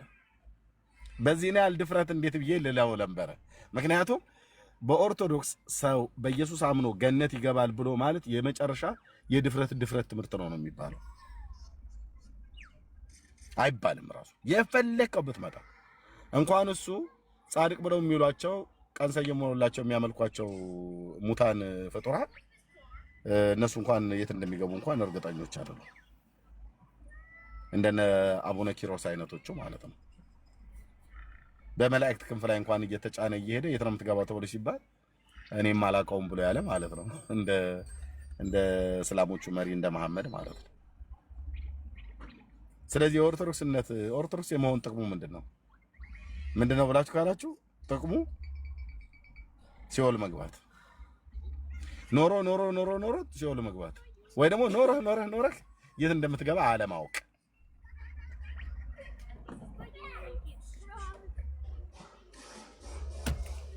ስለዚህ ብሩኬ በዚህ ጠዋት እንደዚሁ ከንፈሬን በጥርሴ ነክሼ ችየው ነበር እስካሁን ድረስ የሰማሁት። ያው እንግዲህ ምን ልናደርግ እንችላለን? ኤኒዌይ ሰላም ብያለሁ ሁላችሁንም በጌታ በኢየሱስ ክርስቶስም። ዘግቼ ሰላምታዬም ቢሆንም ላቅርብ። This is Orthodox. This is Orthodox. ኖረ ሲኦል የምትገባበትን ሃይማኖት ብለህ ትንቀባረርበታለህ ብራዘር። ኖረ ፍጻሜ ሲኦል የሚያደርግብህን እምነት አሁን እኔ በኦርቶዶክስ ደረቴ ነፍጬ አይኔን አፍጥጬ ማምነው ብለህ ትላለህ። የአንተ አይን ማፍጠጥ፣ ደረም መንፋት፣ እግር ማበት ምን ይጠቅማል? እኔ በፕሮቴስታንት ሃይማኖት ደረቴን ነፍጬ አይኔን አፍጥጬ ምናምን ብዬ ብል አሁን በእኔ ያምራል? እሺ መጨረሻ የት ነው ተብዬ ስባል መጨረሻ ሲኦል ብዬ ብል አሁን የኔ ፕሮቴስታንት ሆን ምን ይጠቅማል ብራዘር? ይሄ እንኩሮ የሆነ የሃይማኖት ተቋም ይዘህ ማለት ነው። በክርስቶስ ኢየሱስ ያመነ የኔ ፕሮቴስታንትነት በክርስቶስ ኢየሱስ ማመኔ የዘላለምን ሕይወት እንደማገኝ እርግጠኛ የሚያደርገኝን የእግዚአብሔርን ቃል ስለነገሩኝ ደግሞም ስለሚያምኑ ነው ከነሱ ጋር ያለሁት፣ ከነ ብሩኬ ጋር ከነ ቢኒ ጋር ያለሁት ማለት ነው፣ ከነ ዳኒ ጋር። ካልሆነስ የት እንደምንሄድ አናውቅም። ኤርሚ ዝም ብሎ መኖር ነው እና መጨረሻ ያው እንግዲህ በሱ ቸርነት ምናምን ነገር የሚባል የባልቴት ወሬ ምን ይጠቅመኛል? ለዚህ ነው ዮሐንስ ወንጌላዊ ሲጽፍ የዘላለም ሕይወት እንዳላችሁ ታውቁ ዘንድ በእግዚአብሔር ልጅ ስም ለምታምኑ ይህን ጽፌላችኋለሁ አለ። ምን ትሉ ዘንድ? ታውቁ ዘንድ ይላል። በእግዚአብሔር ልጅ ስም ለምታምኑ ይህን ጽፌላችኋለሁ። ምኑን የጻፍክልን? የዘላለም ሕይወት እንዳላችሁ ታውቁ ዘንድ። የዘላለም ሕይወት እንዳለን ሰው ያውቃል ማለት ነው። አዎ። የት? በዚሁ ምድር ሳለን። በማን ስናምን ነው የምናውቀው? በክርስቶስ ኢየሱስ ስታምኑ ታውቃላችሁ አለ ዮሐንስ። ይሄስ ታዲያ ዝም ብሎ ሽልጦ ዳቦ እየበላ በየጊዜው ጠበል ጠዲቅ እያለ እየበላ የሚኖረው ሰውዬ የአቡነ ተክለ ሃይማኖትን መቃብር አምኖ ፍርፋሪ በልቶ ጸድቃለሁ ብሎ የሚለውን ያ በክርስቶስ አምኜ ጸድቃለሁ ብሎ ማለት እነሱ ቤት ነውር ነው። ስለዚህ ኦርቶዶክስነት ማለት የእሳት ራት መሆን ማለት ነው። የገሃነም እሳት ራት የእነሱን እርግጠኛ አይደሉም እና እነሱ ጠፍተው እኛን ሊያጠፉ ኑ ወደ ጥፋት ይሉናል። ወደ ኦርቶዶክስ ሰዎች ኢንቫይት ካደረጓቸው ወደ ዘላለም ጥፋት ኢንቫይት እያደረጓቸው ነው። ለምን ብለህ ካልክ ከራሳቸውን ጠይቃቸው። የዘላለም ሕይወት እንዳላቸው እርግጠኛ አይደሉም። እነሱ በሚኖሩት ሃይማኖት እንኳን እርግጠኞች አይደሉም። እኛ ግን ኑ ወደኛ ብለን ስንላችሁ ወደ ማነው? ወደ ጌታ ማለት ነው። ወደ ጌታ ስትመጣ ምን ያደርጋል? ኢየሱስ ክርስቶስ ያለው ሰው የዘላለም ሕይወት አለው። አንተ አለሁ ኤርሚያስ 2 ላይ ድብና አድርጌ ነው በ4 ነጥብ የተዘጋል። በመንፈስ ቅዱስ ምስክርነት በእግዚአብሔር ቃል እውነት የተረጋገጠ ነው ደህንነቴ። በአንዱ በእግዚአብሔር ልጅ ስም በማመኔ አልጠፋም። ደስ አይልም? አንጠፋም። ማን ያለው? መጽሐፍ ቅዱስ። አንጠፋም። ለዚህ ነው የኦርቶዶክስ ሃይማኖት ከአሕዛብ ሃይማኖት አይለይም። በምን? ፍጻሜያቸው ያው ሁለቱም የእሳት ባህር ስለሆነ ማለት ነው። እስላምም ሆነ ገሃነመ እሳት ነው የምትገባው፣ ኦርቶዶክስም ሆነ ገሃነመ እሳት ነው የምትገባው። ምንም ልዩነት የለም። እዚህ በስመ አብ ወወልድ ወመንፈስ ቅዱስና ቢስሚላህ ይባባላሉ እንጂ መጨረሻቸው ግን አንድ ቤት ነው። ይሄን ማን ነው የመሰከረው? እራሳቸው ባፋቸው። እኛ አይደለም የምንናገርላቸው። ይሄው አሁን ገብቶ ተናግሮት እንደወጣው ሰውዬ ማለት ነው። እያንዳንዱን አጥብቆ ጠያቂ እናቱን ይረዳል ተብሎ እንደሚባል በአገሬ ቢል እያንዳንዱን ኦርቶዶክስ ግራና ቀኝ ጆሮ እስኪቀላ ድረስ በጥያቄ ጠይቀው መጨረሻ ሲወለው ነው ብሎ የሚል አይ እውነት ኤርሚሱንማ እንነጋገር ብለን ካለ ያው እንግዲህ እኛ በመድኃኔዓለም ቸርነት አለ እንጂ ያው ፍጻሜያችንማ የእሳት ባህር እንደሆነ ይታወቃልና አውቀዋለንና ያው እናንተን ዝም ብሎ አፍ ለማስያዝ ብለን ነው ዝም ብለን ገነት እንገባለን ብለን ምንድነው እንጂ እኛ ከወይዘሮ ገነት ውጪ ገነት የሚባለውን ነገር አናውቅም። ለምን? መጽሐፍ ቅዱስ ስለማናነብ እና እኛ ጋር መጽሐፍ ቅዱስ ማንበብ ያው እንደምታውቀው ብዙ እንትን አይልም። ቤተክርስቲያናችን ዕለት እነዚህን አንብቡ እነዚህን ድገሙ ብላ የሰጠችን የደብተራ ድግምቶች ናቸውና እኛ እነሱ ነው ዕለት የምናነበው። የዘላለምን ሕይወት በማን በኩል እንደምናገኝ ሊነግረን የሚችለውን ቅዱስን የእግዚአብሔርን ቃል ቤተክርስቲያን አንብቡ ብላ አትለንም። ቤተሰቦቻችንም አንብቡ ብለውን አይሉም። እኛም አንብበ ነው አናውቅም። እና ያለው እውነት ይሄ ነው። ብዙ ግርታ ሊፈጥርባቸው አይገባም ነው ብለው ሊሉን የሚችሉት ማለት ነው። የኦርቶዶክስ መጨረሻው ሲኦል መግባት ነው። እራሳቸው ናቸው የሚሰክሩት። እራሳቸው የጴንጤነት መጨረሻው በትክክል ገብቶኛል ብሎ ያለ ጴንጤ መጨረሻ የት ነው? ገነት ነው። ለምን? ኢየሱስ ክርስቶስ የእግዚአብሔር ልጅ ታጋለ ያለ ማቋረጥ ጌታ የሚሰበክበት ቤት የኛ ቤት እንጂ ኦርቶዶክስ ቤት አይደለም። የኦርቶዶክስ ቤት አይደለም። ስብከት የሚባል እነሱ ጋር የለም። በክርስቶስ ኢየሱስ በማመን ሰው ንስሐና የኃጢአት ይቅርታውን ያገኛል ተብሎ አይሰበክም። እንደ በየቅዳሴያቱ መካከል ላይ ዘያምን በወልድ በሕይወት ዘላለም ብሏልና መድኃኔዓለም ብሎ ከማላዘን ውጪ ራስ አንተ አለ ወይ ብለህ ብትለው ይሄንን የሚያዜመው ሰውዬ አንተ የዘላለም ሕይወት አለ ብለህ ብትለው እኔ እንጃ አላውቅም ነው የሚለው። ዘራችሁና ትውልዳችሁን ጠብቁ፣ ልጆቻችሁን ጠብቁ በሕያው ጌታ ፊት። ለምን የኦርቶዶክስ እምነት መጨረሻው በራሳቸው አንደበት ሲኦል ለመግባት የጨከኙ ጨካኞች ስለሆኑ ማለት ነው። እና ይሄን ነው ብለን የምንለው። ቀደም ወንድምነት እንዳለው በጌታ በኢየሱስ ክርስቶስ እመኑ፣ የመንፈስ ቅዱስ ምስክርነት ያ መንፈስ የእግዚአብሔር ልጆች መሆናችሁን ያ መንፈስ ለመንፈሳችን ይመሰክራል ብሎ እንዳለ የእግዚአብሔር መንፈስ ቅዱስ ምስክርነት በክርስቶስ ኢየሱስ ስታምን እንደማትጠፋ የዘላለም ሕይወት እንዳለህ እርግጠኛ እንድትሆን ያደርግሃል። እኔ ይሄ ነው ያለኝ፣ ወንድሞቼም ይሄ ነው ያላቸው እና ይሄን እንላለን። ተባረኩ ወንድም